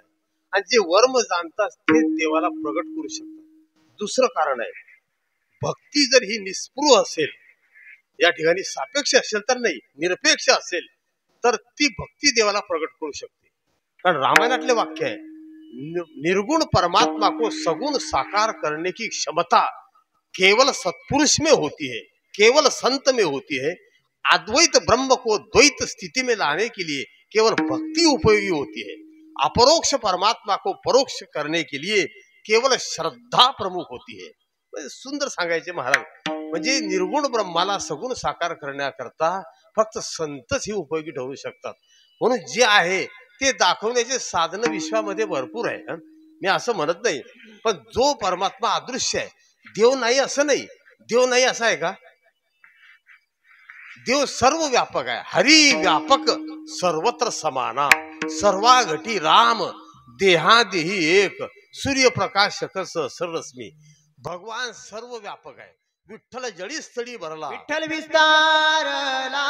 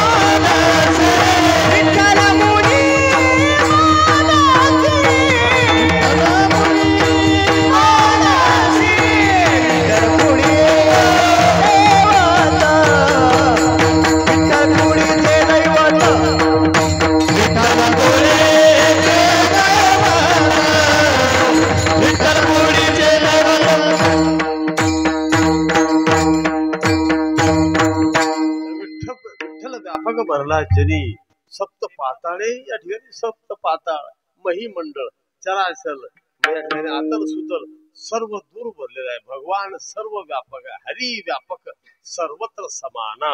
तुलसीदासजी सुद्धा म्हटले, कारण ज्ञानोबाईंची उभी आहे, अर्जुना मी नसे ऐसा कवनु ठाव असे, परी प्राणी यांचे दैव कैसे, जेन देखते मातेशी कारण भगवान सर्व व्यापक आहे. तर त्या ठिकाणी असं म्हटलंय, मग त्या व्यापक परमात्म्याला प्रगट करण्याचं सामर्थ्य हे फक्त संतांच्या ठिकाणी आहे. पण ज्या संतांच्या ठिकाणी त्याच्यामध्ये आपला नंबर लागत नाही बरं कोणाचा. हे अलीकडे जे संत आहे, संत नाही सर्व संत आहे. आलं का म्हणत तुमच्या? हा, हे सर्व संत आहे. मी असं म्हणत नाही. संत म्हणजे फक्त जगत कल्याणाकरता ज्यांची क्रिया आहे ते संत आहे. आणि 2-4 रोडगे खाऊन कोणी महादेवाच्या मंदिराचे पडेल राहतात ते संत आहे. असा प्रकार आहे तो. आता सर्व संतांचा बाजार आहे. मी असं. आणि मित्रांनो, एक गोष्ट लक्षात घ्या. बरं झालं आपल्या भारत भूमीला हे 3 महापुरुष भेटले. सज्जनगडावर रामदास स्वामी, शिवनेरी किल्ल्यामध्ये छत्रपती शिवाजी महाराज आणि देवला जगद्गुरु तुकोबराय. तुकोबरायांची भक्ती, शिवाजी महाराजांची शक्ती आणि समर्थांची युक्ती. भक्ती, शक्ती आणि युक्ती या तिघी गोष्टी एकत्र आल्या म्हणून आपल्याला आज हे दिवस पाहायला मिळाले. बरं, काय सुंदर नाव आहे. कोणी सखाराम आहे, कोणी तोताराम आहे, कोणी नारायण आहे, कोणी हरी आहे, कोणी पांडुरंग आहे. हे सर्व नावं गायब झाले असते गजानन. सर्व हैबत खा, न्यामत खा, शेण खा, माती खा, दगड खा, सब खा खा का बाजार सुरू हो जाता. बरोबर आहे की नाही? अहो, या महिला मंडळीचे नाव काय सुंदर आहे. हे बा, राम सुखदाजी महाराज सांगायचे. महाराज राम सुखदाजी महाराज बोलले होते की आपण आपल्या मुलीचं नाव म्हणजे नातीचं नाव, मुलीचं नाव नर्मदा जर ठेवलं तर नर्मदा परिक्रमेचं पुण्य प्राप्त होतं. कारण गंगा, यमुना, भागीरथी, कावेरी, सिंधू, गोदावरी, नर्मदा, नातीचं नाव जरी नर्मदा ठेवलं, दिवसातून 10-12 वेळेला नर्मदा नर्मदा म्हटलं तर नर्मदा परिक्रमेचं पुण्यही भेटते आणि कन्या पूजन केलं याचंही पुण्य भेटते. मग एवढे सुंदर नावं बायाची बी गायब झाले असते. शकीला बी, रुबीना बी. आणि आमच्या गावामध्ये एका बाईचं नाव एवढं डेंजर आहे, फुफ्फुना बुबू. सांगा तुम्ही आता. म्हणते गोपाळ म्हण बरं. नाही म्हणत तो. हे बा, मी कशात पहा हे सर्व नाव. हे बा, मी विनोद करतो अशातला भागणे, पण मुद्दा लक्षात घ्या. ही कृपा कोणाची आहे? हुंबड साहेब, हे संतांची आहे. कारण छत्रपती संत होते, ते महाराज होते, हे दुसरी पुढची गोष्ट. पण ते एक महान संत होते, तुकोबराय आणि समर्थ. म्हणजे संतांच्या कृपेनेच आज आपल्याला हे चित्र पाहायला मिळालं. आणि मानवी जीवनाचा अंतिम ध्येय हे भगवत प्राप्ती आहे. भागवतातलं वाक्य आहे, मानवी जीवन का अंतिम लक्ष्य केवल भगवत प्राप्ति है, लेकिन भगवान को प्रकट करने के लिए संत की आवश्यकता होती है. पण संत म्हणजे ते मी अगोदर सांगितलं, त्याच्यामध्ये आपला नंबर बसत नाही. कारण उभारिला ध्वज तिन्ही लोकांवरी, ऐशी चराचरी कीर्ती ज्यांची, ते हे निवृत्तीनाथ ज्ञानेश्वर सोपान, मुक्ताबाई ज्ञानदीपती कडा. मग अशा श्रेष्ठ संतांचा किंवा ऐसा भगत मैने कबहू नाही पाया, नाम देवने देव हसाया किंवा दूध पिलाया. नामदेवराय, नाथ महाराज, निळोबरायापर्यंत जोग महाराज, ही जी संत मंडळी, ही जी परंपरा आली इथपर्यंत, हे सकल संत हेच फक्त देवाला प्रगट करू शकतात. आपल्यामध्ये ती क्षमता नाही. हे बघा, रंगनाथ गुरुजी होते परभणीचे. रंगनाथ गुरुजी, गुरुजीच्या गावामध्ये सर्व गाव माळकरी होतं, फक्त एकच व्यक्ती माळकरी नव्हता. आणि दुसरी गोष्ट, त्यांचा टोपल्यांचा धंदा होता. हे डाले टोपले इंताकी आहे, ते टोपली विणायचा. कारण कोष्टी समाजाचे होते ते रंगनाथ गुरुजी परभणीकर. मग सर्व गाव कोष्टी होतं. मग ते टोपले विणायचे आणि एक जण खरेदी करायचा गावात, आणि तो शहरामध्ये ते रवाना करायचा. म्हणून तो सर्व गावात श्रीमंत होता. आणि श्रीमंत असल्यामुळे त्याच्या गळ्यात माळ नव्हती. मग हे जेवढे माळकरी होते यांना ही गोष्ट थोडी टोचायची. मग ते गुरुजी जवळ गेले, म्हणजे गुरुजी, आपलं सर्व गाव माळकरी आहे आणि पोटापुरतं सर्वांना आहे म्हणे, पण आपल्या गावामध्ये तो नार्या श्रीमंत आहे. आता नाव काय होतं मला काही माहिती नाही, पण मी नार्या म्हणतो. म्हणे तो एकटा नार्या श्रीमंत आहे, पण त्याच्या गळ्यात माळ नाही म्हणे गुरुजी. तर आमची सर्वांची इच्छा अशी आहे की त्यांनी माळ घालावी. गुरुजी म्हटले काही हरकत नाही, चला. गेले सर्व. त्याला आनंद झाला की आज रंगनाथ गुरुजी आपल्या घरी आले. त्याने पूजा केली, साष्टांग दंडवत घातलं गुरुजीला. मग गुरुजीला दंडवत घातल्यावर गुरुजी म्हटले, गुरुजी आज माझ्याकडे येणं कसं काय केलं? गुरुजी म्हटले, अरे नारायणा, आपलं सर्व गाव पोटापुरतं श्रीमंत आहे, उपाशी कोणी झोपत नाही. पूर्वीचा काळ असा होता महाराज, जेवायला मिळालं म्हणजे तो श्रीमंत. रात्री जेवण मिळालं म्हणजे तो श्रीमंत समजायचा. द्रव्य ज्याच्याकडे तो श्रीमंत नाही, ज्याला पोटभर जेवण भेटलं तो श्रीमंत समजायचा. मग आपल्या गावाला पोटापुरतं आहे म्हणे, कोणी उपाशी झोपत नाही. आणि सर्व गाव माळकरी हे जमेची बाजू आहे. पण सर्वांना एकच गोष्ट टोचते म्हणे की तू एकटा माळकरी नाही. मग म्हणे का रे तू माळ का घालत नाही. तो म्हणे गुरुजी मी तुमच्याजवळ खोटं बोलणार नाही. म्हणे मी सर्वांच्या टोपल्या खरेदी करून ह्या टोपल्या शहरामध्ये ट्रान्सफर करतो म्हणे, याचा व्यापार करतो. आणि व्यापार म्हटल्यावर तो लहान असो का मोठा असो, व्यापारामध्ये खरं बोलता येत नाही, कारण पानटपरीवाला बी खरी बोलत नाही. समजा आता आम्ही दुकान टाकलं, मी दुकान टाकलं कपड्याचं आणि दोघे कपडे घ्यायला आले. आता हे गिरी महाराज बी आले बापा, हे आप्पा बी आले, हे उंबळबुवा बी आले. आता यांच्याजवळचं काही आपल्याला म्हणजे यांच्याकडून नफा कसा घ्यायचा. मग अगोदरच काय करेल, जो कपडा 2 रुपये म्हणजे 20 रुपये मीटरचा आहे, मी यांना म्हणा 23 रुपये 70 पैसे मीटरचा आहे, तरी बी 3 रुपये 70 पैसे उपटले की नाही. तुम्ही मला 3 रुपये 60 पैसे द्या, पण 75 पैसे देऊ नका, कारण तुमच्याकडून मला नफा बी नको तोटा बी नको. तरी यांना 3.70 मध्ये कोताळलं की नाही. म्हणजे व्यापार म्हटल्यानंतर म्हणे गुरुजी व्यापारात खरं बोलता येत नाही, म्हणजे याच्याकरता मी माळ घालत नाही. गुरुजीने तिथेच निर्णय दिला, म्हणजे आपल्या पूर्ण गावामध्ये हा एकटाच माळकरी आहे, म्हणजे तुम्ही सर्व लबाड आहे. आलं काय झालं. पण तुम्ही मसाल महाराज असं कसं आहे म्हणतात. पहा त्याला प्रमाण दिलंय राष्ट्रसंतांनी. माथे पे चंदन तिलक लगावे, माला गले में भारी, गरीबन की तो कदर न जाने, क्या बोलेगा बिहारी, क्या बोलेगा बिहारी. माथे पे चंदन तिलक लगावे, माला गले में भारी, लेकिन गरीबन की तो कदर न जाने, क्या बोलेगा बिहारी. मग ही आपली स्थिती आहे. म्हणून देवाला प्रगट करण्याचं सामर्थ्य हे फक्त संतांमध्ये आहे. म्हणून दाखवण्याचं जे आहे ते दाखवण्याचं सामर्थ्य सृष्टीमध्ये बऱ्याच वस्तूमध्ये आहे, पण प्रमुख 3 वस्तूमध्ये आहे. त्याच्यासह जे वर्णन महाराजांनी केलेलं आहे त्या अभंगाच्या पहिल्या चरणात. रविदीप हीरा दाविती देखने, रविदीप हीरा रविदीप हीरा दाविती देखने, रविदीप हीरा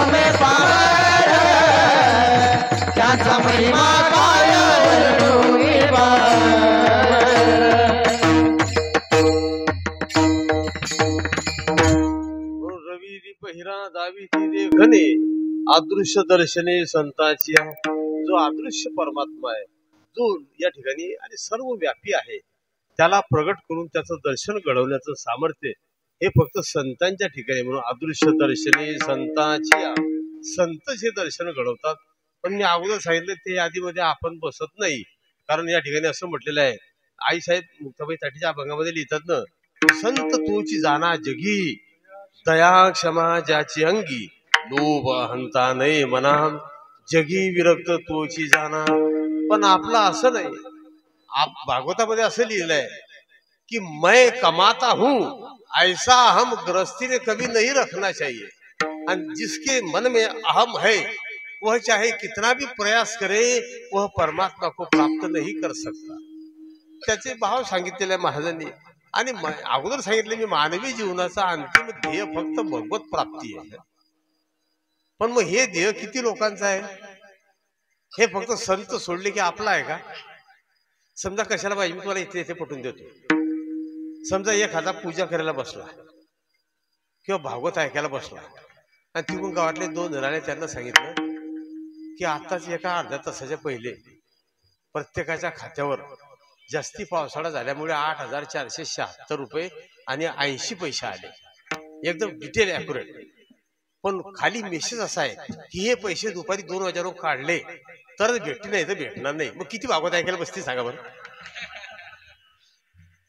उद्या कधी भागवत ऐकता महिलाला सांगितलं तुमचे 1500 आले लाडके बहिणीचे, पण आज काढले तर बरं नाही तर काल ती भेटणार, ती एक दिवस महिना आणाने भागवत आहे की नाही? मी असं म्हणत नाही, कारण असं म्हटलंय अहो सर्वांना माहिती आहे राजा जनक भागवत ऐकायचे ना, आणि याज्ञवल्क्य भागवत सांगायचे. मग ते लोकांना भ्रम झाला की बा हे जनकाच्या तोंडाकडे पाहता, यांच्याकडून यांना काहीतरी घेणं आहे, हे यांच्याचकडे पाहतात. मग याज्ञवल्काला समजल्यावर याज्ञवल्कांनी योग बलाने मिथिला नदीला आग लावून दिली. लोक घरं विजवायला गेले आणि जनकाजवळ आले, म्हणे तुम्ही खुशाल भागवत ऐकता. ते आग म्हणे राजवाड्यापर्यंत आली. तर जनकाचे उद्गार आहे की जो जलता है वो मेरा नहीं और जो मेरा है वो जलता नहीं. ही ध्यान धारणा ज्याची आहे तो संत आहे. कारण संतांचा भाव अतिशुद्ध असतो आणि आपण आपापले मत मांडतो. म्हणून तर तुकोबरायांनी काय लिहिलं, भाव नाही तया सांगावे ते किती, भाव नाही तया सांगावे ते किती, भाव नाही तया सांगावे ते किती, भाव नाही तया सांगावे ते किती. आपुलाला मती पाखांडिया, आपुलाला मती पाखांडिया, भाव नाही तया सांगावे ते किती, भाव नाही तया सांगावे ते किती. आपुलाला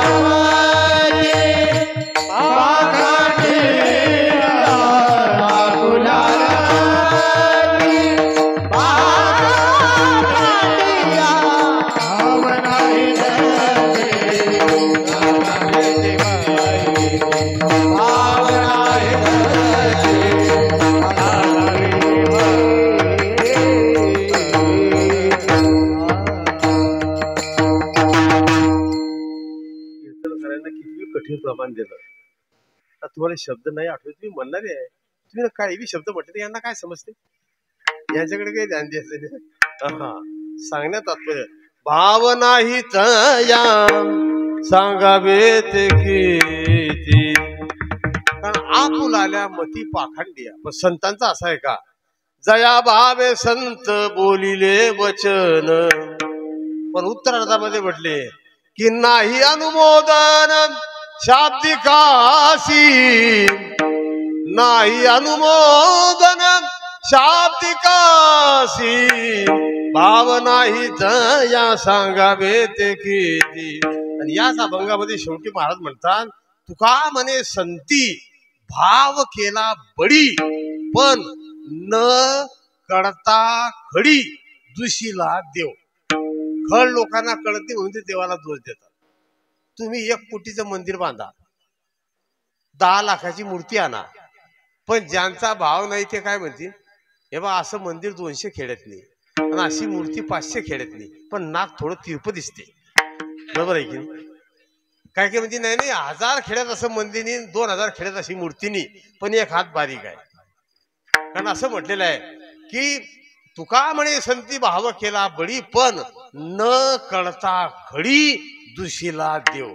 खळ लोकांना वर्म कळत नाही म्हणून देवाला दोष देतात, पण साधूचं असं नाही, संतांचं असं नाही.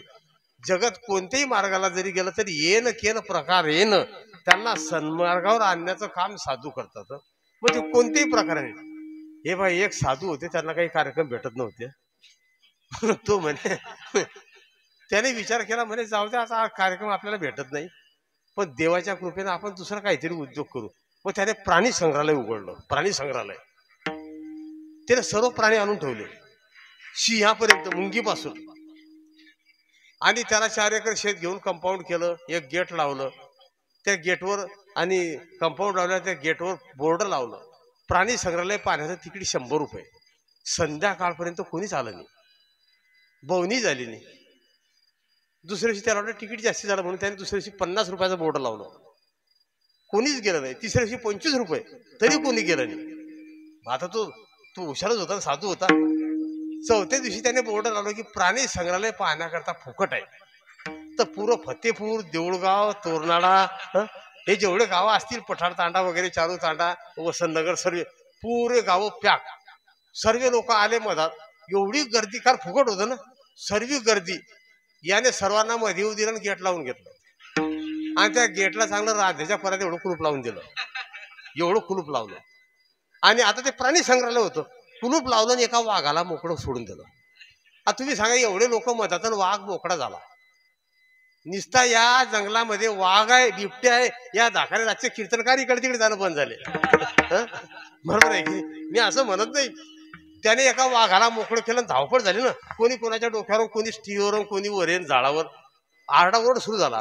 तितक्यामध्ये तो धावत गेला, त्याने एक बोर्ड लिहिलं आणि लोकांना दिसेल असं मधातून टाकलं की बाहेर निघायचं 500 रुपये तिकीट. तर तिकीट काढणाऱ्याचे नंबर लागत नव्हते, नंबर लागत नव्हते. तो ने आपला काढा, तो ने आपला काढा. मी असं म्हणत नाही. हे बा, मी कशाकरता सांगतो, येन केन प्रकार येन साधू जीवाला कर्मबंधनातून मुक्त करण्याचंच कार्य करतात. कारण सर्व पापही प्रमुच्यते, सर्व पापातून मुक्त होण्याकरता कारणीभूत जर कोण असेल तर फक्त संत आहे. म्हणून त्यांचा महिमा, त्यांचं ऐश्वर्य आम्ही वर्णन करू शकत नाही. कारण का, ते देवादिकांना, ब्रह्मदेवाला सुद्धा कळलं नाही, हे म्हणणं अभंग आहे. त्यांचा महिमा,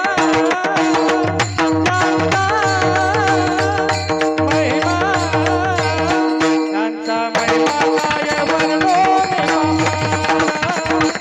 त्यांचा महिमा काय वर्णो मी पामर. त्यांचा महिमा, त्यांचा महिमा, त्यांचा महिमा काय वर्णो मी पामर, त्यांचा महिमा काय वर्णो मी पामर. त्यांचा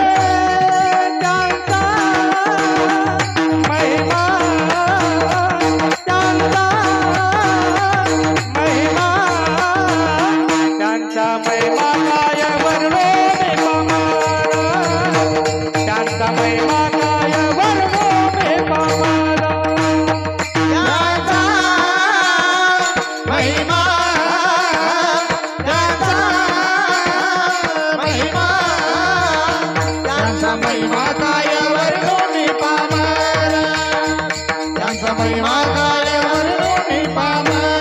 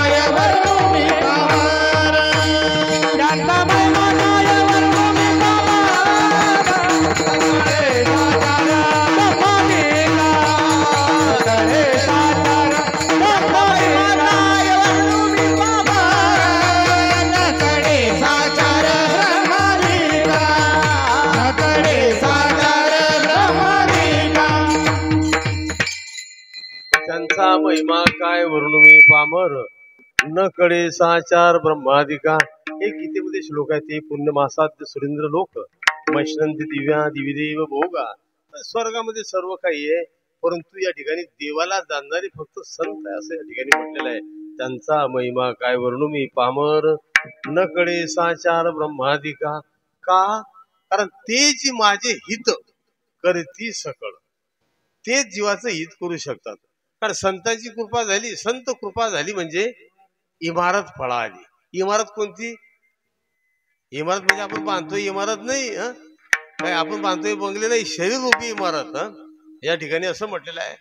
कारण या नश्वर देहाला पवित्र करण्याचं सामर्थ्य सुद्धा संतांमध्ये आहे. कारण दीक्षेचे प्रकार आहे ना, मंत्र दीक्षा आणि स्पर्श दीक्षा. मंत्र दीक्षा काही प्रभावी नसते, पण स्पर्श दीक्षा उत्तम असते ना. एखाद्या साधूने जर एखाद्याला स्पर्श केला त्याचं कल्याण झाल्याशिवाय राहत नाही. साधूने स्पर्श, मला सांगा, आपण पंढरपूरला गेलो म्हणजे देवाच्या पायाला हात लावायला डोकं टेकवायला 30 घंटे लाईन मध्ये उभे राहतो की 30 घंटे लाईन मध्ये उभे राहतो. बरं किती टाइम भेटतो आपल्याला? 1 सेकंद बी भेटत नाही. ते काही पोलीसवाले पोंगा पंडित माणसाला तर आदत ठेवून देतात वर. त्याचा बिचारा 30 घंटे राहून लाईन मध्ये राहून बी काही फायदा होत नाही. पण तरी देवाचे चरण दिसले तरी मनुष्य धन्य झाला. देखिले तुमचे चरण देखिले तुमचे चरण निवांत राहिले मन.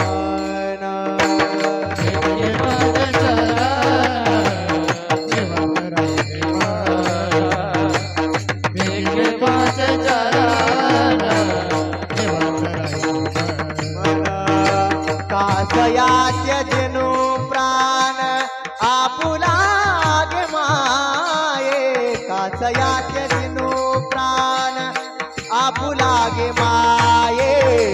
अशी न धनिवारी आपुले माहेरी.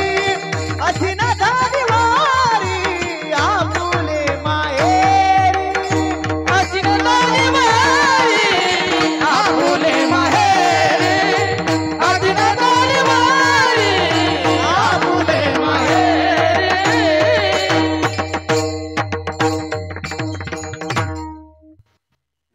मोबाईल नाही का रे? आहे का? हा, म्हणजे ज्याचा मोबाईल आहे ना त्याला पाठांतर करायची गरज नाही. कारण जिसका कोई नाही उसका मोबाईल आहे, बरोबर आहे की नाही? ज्याचा कोणीची त्याचा मोबाईल आहे, मोबाईल वाला काही कोणाशी बोलायची गरज नाही. ते त्याच्या हातात चालतात. काही काही इरीत पडतं तरी मोबाईल सोडत नाही, असा प्रकार आहे. हो, मोठा अवघड काम आहे ते. माझा एक मोबाईल एका नाताने त्याचं अंग धुतलं साबणाने. साबणाने अंग धुतलं, पाण्यात डुबून त्याला ठेव. मी म्हटलं का रे देव्या मोबाईल कुठे ठेवला? म्हणजे त्याचं अंग धुतलं म्हणे. म्हटलं झालं कल्याण. हा, म्हणजे म्हटलं बरं झाली पिढा गेली ते. पण त्या पोराने दुसरा आणून दिला. मी कशा करता सांगतो. म्हणजे मोबाईल नसलाय पाठा. पूर्वी कसं होतं, पूर्वी एक अभंग पाठ केल्याशिवाय जेवायचं नाही. संस्थेमध्ये असं होती 5 अभंग पाठ करून ते पाठात झाल्याशिवाय जेवण भेटत नव्हतं. त्याच्यामुळे पाठांतर व्हायचं. आता मोबाईल आहे, अभंग किती बी कठीण घेऊ महाराज, डोक्याला ताण घ्यायची गरज नाही. मोबाईल काढला की अभंग काढून घ्यायचा, असा प्रकार आहे. पण त्यांचा महिमा काय वर्णू मी पामर, न कळे साचार ब्रह्मादिका. आणि चरणाचं फार मोठं महत्व आहे. संत चरण रज लागता सहज, वासनेचे बीज जळून जाय. जोपर्यंत वृत्तीमध्ये विकार आहे, वासना आहे, तोपर्यंत जीवाच्या आतून उपासना होत नाही. कारण वासने तुझ भोवती किती जन्म घालावे आम्ही, भोग हे संपेल का, भोगोनी होतील का कमी. म्हणून 2 दृष्टांत दिले की तापली चंदन निववितो कुडी, त्रिगुण तो काढी संत संग. म्हणजे त्रिगुणात्मक विकारातून बाहेर काढण्याचं सामर्थ्य हे फक्त सत्पुरुषामध्ये आहे. कारण जाय त्रिविध तो ताप, ते काढण्याची 2 साधनं आहे. जाय त्रिविध तो ताप, कारण बसू न शके पाप, जाय त्रिविध तो ताप. मग हे घालवण्याचं सामर्थ्य एका वस्तूत आणखी नाही, ऐसे विठोबाचे नाम. म्हणजे हे भगवत नामामध्ये सामर्थ्य आहे. आणि दुसरं या ठिकाणी संतांमध्ये आहे. कारण त्रिविध तापाची झाली बोळवण, केव्हा? देखिल्या चरण वैष्णवांचे. आता वैष्णवांचे काही नावाचे वैष्णव आहे, पण ते कृतीचे वैष्णव नाही. नावाचा असेल त्याची कृती असेलच असं नाही. म्हणून तापली चंद्र निववितो कुडी, त्रिगुण तो काळी संत संग. माय बाप पिंडे पाळी याला माया, जन्म मरण जाया संत संग. आणि संतांच्या वचनामध्ये अशी पावर आहे. हे बा अलीकडचा एक घडलेला प्रसंग आहे, मी बऱ्याच वेळा सांगितलं कीर्तनामध्ये. मी तुम्हाला सुरुवातीला सांगितलं मी कोणत्या पक्षाचं नाही. ही इंदिरा गांधी होती ना, इंदिरा गांधी. आणि कालचा जो दिवस झाला आपल्या सप्त्यातला, काल जो दिवस गेला तो गोपाष्टमीचा दिवस होता. आता या वर्षी तुम्हाला लक्ष नाही, पण पुढच्या वर्षी महिला मंडळी ध्यानात ठेवा. पुढच्या वर्षी गोपाष्टमीच्या दिवशी, आपल्या सप्त्यामध्ये गोपाष्टमी येईलच पुढच्या वर्षी. गोपाष्टमीच्या दिवशी गाईला एक प्रदक्षिणा घालायची आणि गाईची पूजा करायची. तिला कुंकू लावायचं, थोडंसं खायला द्यायचं. आपलं खाल्ल्यावर नाही द्यायचं बरं, अगोदर द्यायचं. तिला कुंकू लावायचं आणि एक प्रदक्षिणा घालता आली तर फार चांगलं. जर्सी गायला आणि गावरान गायला पण त्याचा फायदा एक आहे की आपल्या राशीमध्ये जर काही अरिष्ट असेल, अपमृत्यू असेल तर तो टळतो बरं. जसं मोबाईलमध्ये घुसलेले व्हायरस सॉफ्टवेअर मारल्यावर निघून जातात की नाही, मोबाईलमध्ये घुसलेले व्हायरस सॉफ्टवेअर मारल्यावर निघून जातात, तसं गोपाष्टमीचं महत्व आहे. मी कशा करता सांगतो. कालचा दिवस असा होता की हा गांधी घराण्याचा काळ दिवस होता. ही इंदिरा गांधी होती ना, ही करपात्री महाराज जवळ गेली. आता करपात्री महाराजांचं पहिलं नाव हरिहरेश्वरानंद होतं. करपात्री महाराज यांचं नाव हरिहरेश्वरानंद. मग महाराजांकडे इंदिरा गांधी गेली आणि त्यांना करपात्री का म्हणायचे, तर त्यांनी आपल्या हाताला म्हणजे करालाच पात्र केलं होतं. ते भिक्षा मागायला गेले की वेदातला मंत्र म्हणायचे आणि भिक्षा मागायचे. त्या घरातली आई आल्यावर ती भाकरी देव, पोळी देव, काही ज्वारी देव, बाजरी देव, जे दिलं ते उजव्या हातावर जेवढं मावेल एवढंच घ्यायचं आणि तेवढंच दुपारी 12ला खायचं. तर दुसऱ्या दिवशी तोपर्यंत काहीच नाही, म्हणून त्यांना करपात्री म्हणायचे. हिमालयातले सर्व साधू त्यांना साष्टांग लोटांगण घालायचे. फार सिद्ध पुरुष, अलौकिक मूर्ती. मग ही इंदिरा गांधी त्यांची ख्याती ऐकून त्यांच्याकडे गेली. मोबाईल प्रत्येकाजवळ आहे.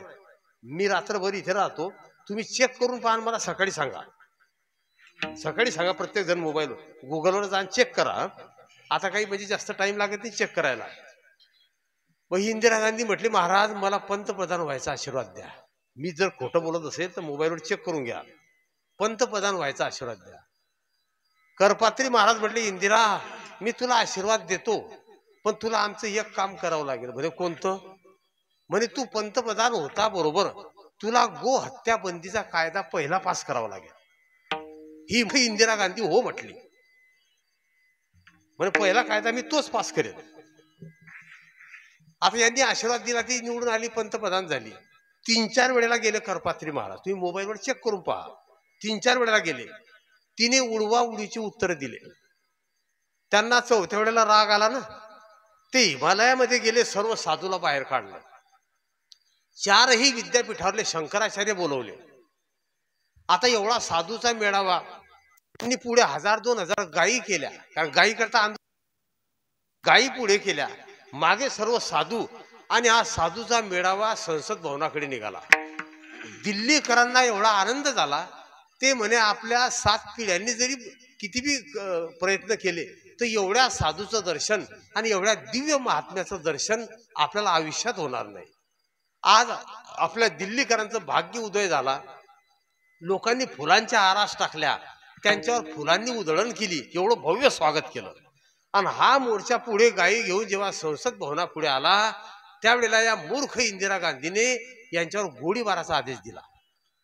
त्या गोळीबारामध्ये 700-800 गायी मेल्या, 1000 पर्यंत, आणि 2-4 हजार साधू मेले. तुम्ही चेक करून पहा मोबाईलवर, हे 3 वेळा सांगितलं मी तुम्हाला. 2-4 हजार साधू मेले आणि 1000-1200 गायी मेल्या. मग त्या मेलेल्या गायीच्या मानेवर मान ठेवून करपात्री महाराज रडले. आणि मग जेव्हा साधूचे प्रेत उचलायला गेले तेव्हा जास्त भरून आलं त्यांना, त्यांचं हृदय भरून आलं, ते मोठ्याने रडले. ते म्हटले की माझ्या म्हणण्यानुसार माझ्या आदेशाने हे सर्व साधू हिमालयातून बाहेर आले आणि इथे यांचं शरीर चाळणी झालं. त्यांना एवढा राग आला, मग त्यांच्या मुखातून सहज निघून गेलं. ते इंदिरा गांधीला म्हटले, इंदिरा आज तूने इतने पवित्र दिन को मेरे साधु की हत्या करवाई, जा बोले इसी दिन तेरे सारे वंश का विनाश हो जाएगा. ब्राह्मण का शाप कभी खाली नहीं जाता, मेरा शाप कभी व्यर्थ नहीं होगा. तुम्ही चेक करून पहा. आता चौथ्या वेळेला सांगतो, ज्या दिवशी इंदिरा गांधीने गोळीबाराचा आदेश दिला तो दिवस कालचा होता गोपाष्टमीचा. इंदिरा गांधी गोळ्या घालून मेली तो दिवस गोपाष्टमीचा होता. संजय गांधी मेला तो दिवस गोपाष्टमीचा होता. राजीव गांधी मेला तो दिवस गोपाष्टमीचा होता. मी काल सकाळपासून तर संध्याकाळपर्यंत वाट पाहत होतो.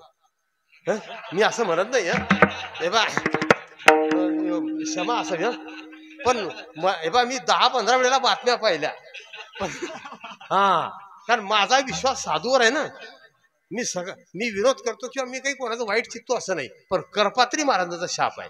मी कशा करता सांगितलं, संतांच्या वाणीमध्ये ती पावर असते, ते सामर्थ्य असते. तुम्ही चेक करून पहा, तुम्हाला लगेच कळेल घरी जातो 5 मिनिटामध्ये. फक्त एवढं बोला, ते गुगलवर ते आलं ते बोलणारं चित्र, त्याला म्हणा इंदिरा गांधी यांना करपात्री महाराजांनी दिलेला शाप. त्याच्यामध्ये हिमालयातले मोठमोठे वृंदावनचे मोठमोठे महापुरुष यांच्या मुखातून निघालेली वाणी किंवा एखादं टाईप जर आलं तुम्हाला लगेच समजेल. ते तुम्ही 5-10 मिनिटात वाचून पहा घरी गेल्यावर. सांगण्यात तात्पर्य, साधूच्या वाणीमध्ये ती पावर असते. म्हणून संत जे बोलतात ते शास्त्र होते. म्हणून संतांच्या वचनाने जन्म दुःखही नाहीसं होते आणि संतांच्या वचनाने नायनाट सुद्धा होतो. संत कोणाला शाप देत नाही, पण मन जर उद्विग्न झालं तर त्यांच्या मुखातून शब्द प्रगट झाल्याशिवाय राहत नाही, कारण त्यांच्या वाणीमध्ये शब्दामध्ये ती पावर आहे. हे म्हणणं अभंगाच्या 5व्या संतांच्या वचने वारी जन्म दुःख, संतांच्या वचने वारी जन्म दुःख, संतांच्या वचने वारी जन्म दुःख, संतांच्या वचने वारी जन्म दुःख, संतांच्या वचने वारी जन्म दुःख, संतांच्या वचने वारी जन्म दुःख, संतांच्या वचने वारी जन्म दुःख, संतांच्या वचने वारी जन्म दुःख. मिटाना देखाया भूक निवारण, मिटाना ते भूक निवारण, मिटाना देखाया भूक निवारण, मिटाना ते भूक निवारण. त्यांचा महिमा काया वर्णुनी पामर, त्यांचा महिमा काया वर्णुनी पामर, त्यांचा महिमा काय वर्णू मी पामर, त्यांचा महिमा काय वर्णू मी पामर. संतांच्या वचने वारी जन्म दुःख, मिष्टान्न ते भूक निवारण. आणि जन्म मृत्यू जरा व्याधी दुःख दोषानुदर्शनम. संतांच्या वाणीने जन्म मृत्यूचं दुःख हे नाहीसं होते.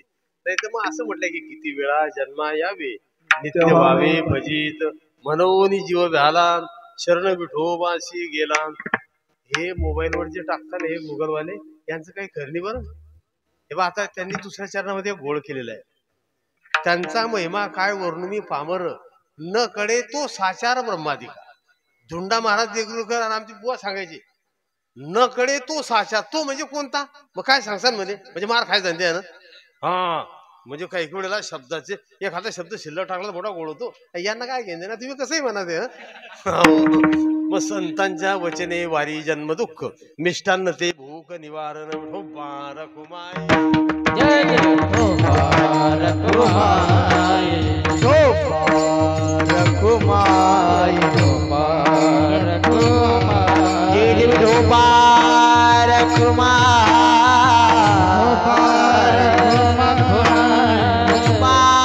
रघुमाई, गोपाल कुमार, जय जय विठोबा रघुमाई, गोपाल कुमार, रघुमाई, गोपाल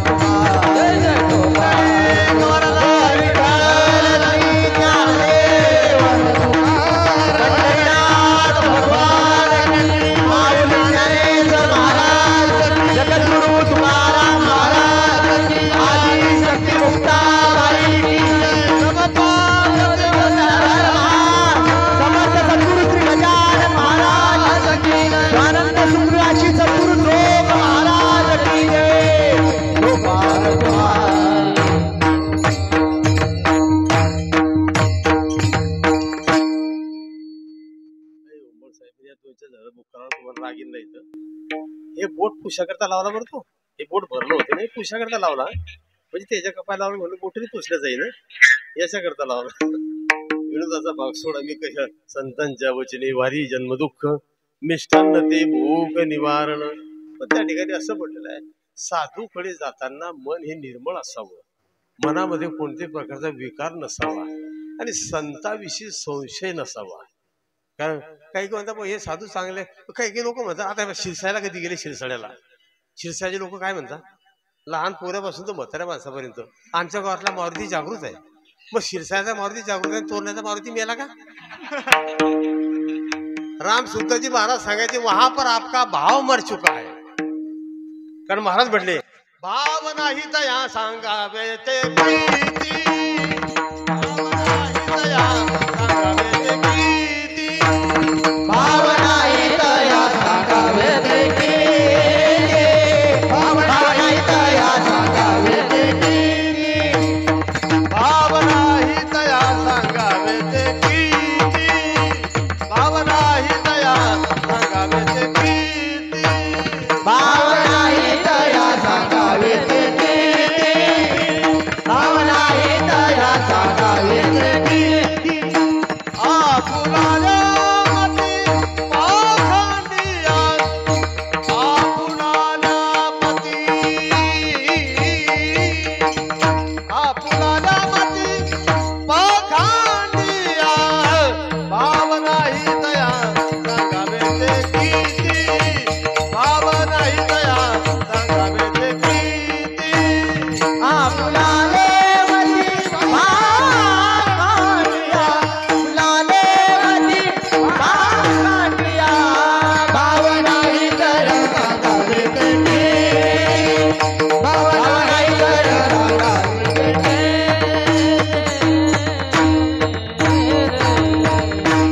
कारण भाव नाही तया सांगावे ते किती आपुलाल्या मती पाखंडिया. भाव असेल तरच त्याची केलेली उपासना ही सार्थक होते असा सिद्धांत आहे. पण साधूकडे देवाकडे सत्संग मध्ये जाताना आपण आमंत्रणाची वाट पाहायची नाही. आता तुम्हाला आमंत्रण होतं का सर्वांना? गावामध्ये सप्ताह आहे पण प्रत्येकाला असं सांगितलं होतं का सर्वांनी या? मग देवाकडे जाताना आमंत्रणाची वाट पाहायची नाही, संतांकडे जाताना आपण आमंत्रणाची वाट पाहायची नाही. कारण त्यांच्याकडे गेल्यानंतर आपलं कल्याण झाल्याशिवाय राहत नाही. मी बऱ्याच वेळा सांगतो कीर्तनामध्ये, कारण वृत्तीमध्ये जे व्हायरस आहे हे घालवण्याचं सामर्थ्य फक्त देवाकडे आहे आणि संताकडे आहे. कारण सर्व विश्वाची सत्ता ही देवाच्या आधिपत्याखाली आहे. गीतेमध्ये म्हटलं की ममाई वंशे जीव लोके जीव भूता सनातन. 12व्या अध्यायामध्ये अर्जुनाने प्रश्न विचारला, याचे उत्तर देवाने दिलेले आहे. अर्जुन म्हटला की एवं सतत युक्ताय भक्तास्त्वाम परिउपासते ए चात्मक्षर व्यक्तम ते शाम के योग वित्तमा. व देवाने उत्तर दिले, भगवान उवाच तिथून मय्या वेश्य मनो ये मा नित्य युक्ता उपासते. पण केव्हा श्रद्धया परयोपेतास तेने युक्त तमामतः. श्रद्धेने जो माझी उपासना करतो तोच माझ्यापर्यंत येतो. आणि श्रद्धेने उपासना करणारे जर कोणी असतील तर ते फक्त संत आहे. आपली श्रद्धेने उपासना नाही. पोळ्याच्या दिवशी लोक मरीमायले ओढे देतात ते बोन, तर आपले खायचे ओढाले असतात, मरीमायचे ओढाले असतात. का ती मरीमाई येडी आहे का ते?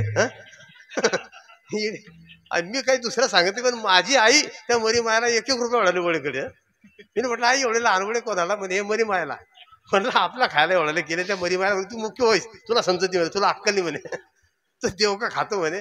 मी असं म्हणते, गिरधर लाल तो भाव का भूका होत आहे.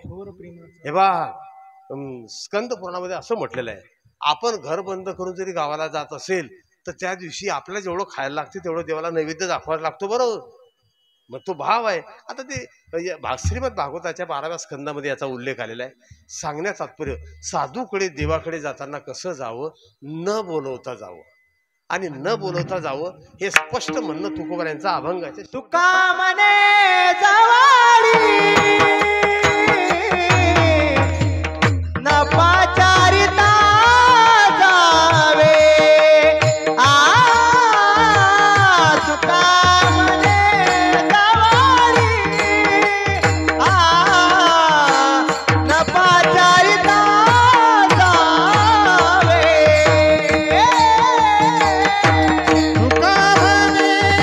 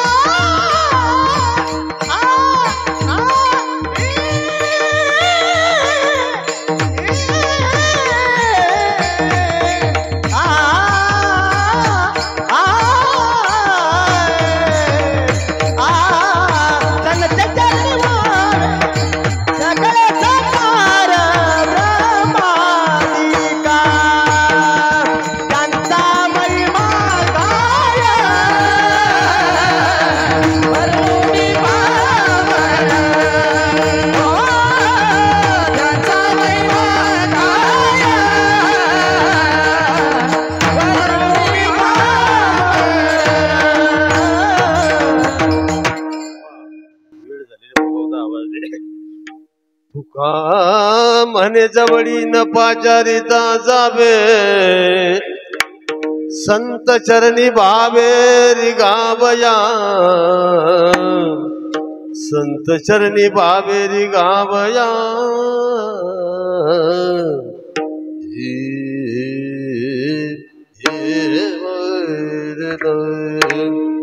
त्यांचा महिमा काय वर्णू मी पामर न कळे साचार ब्रह्मादिका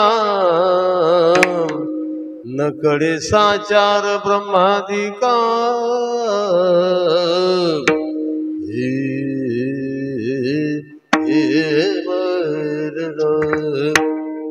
अभंगाचा जो भावार्थ आहे तुम्ही दिलेल्या वेळेमध्ये मी सोडवला.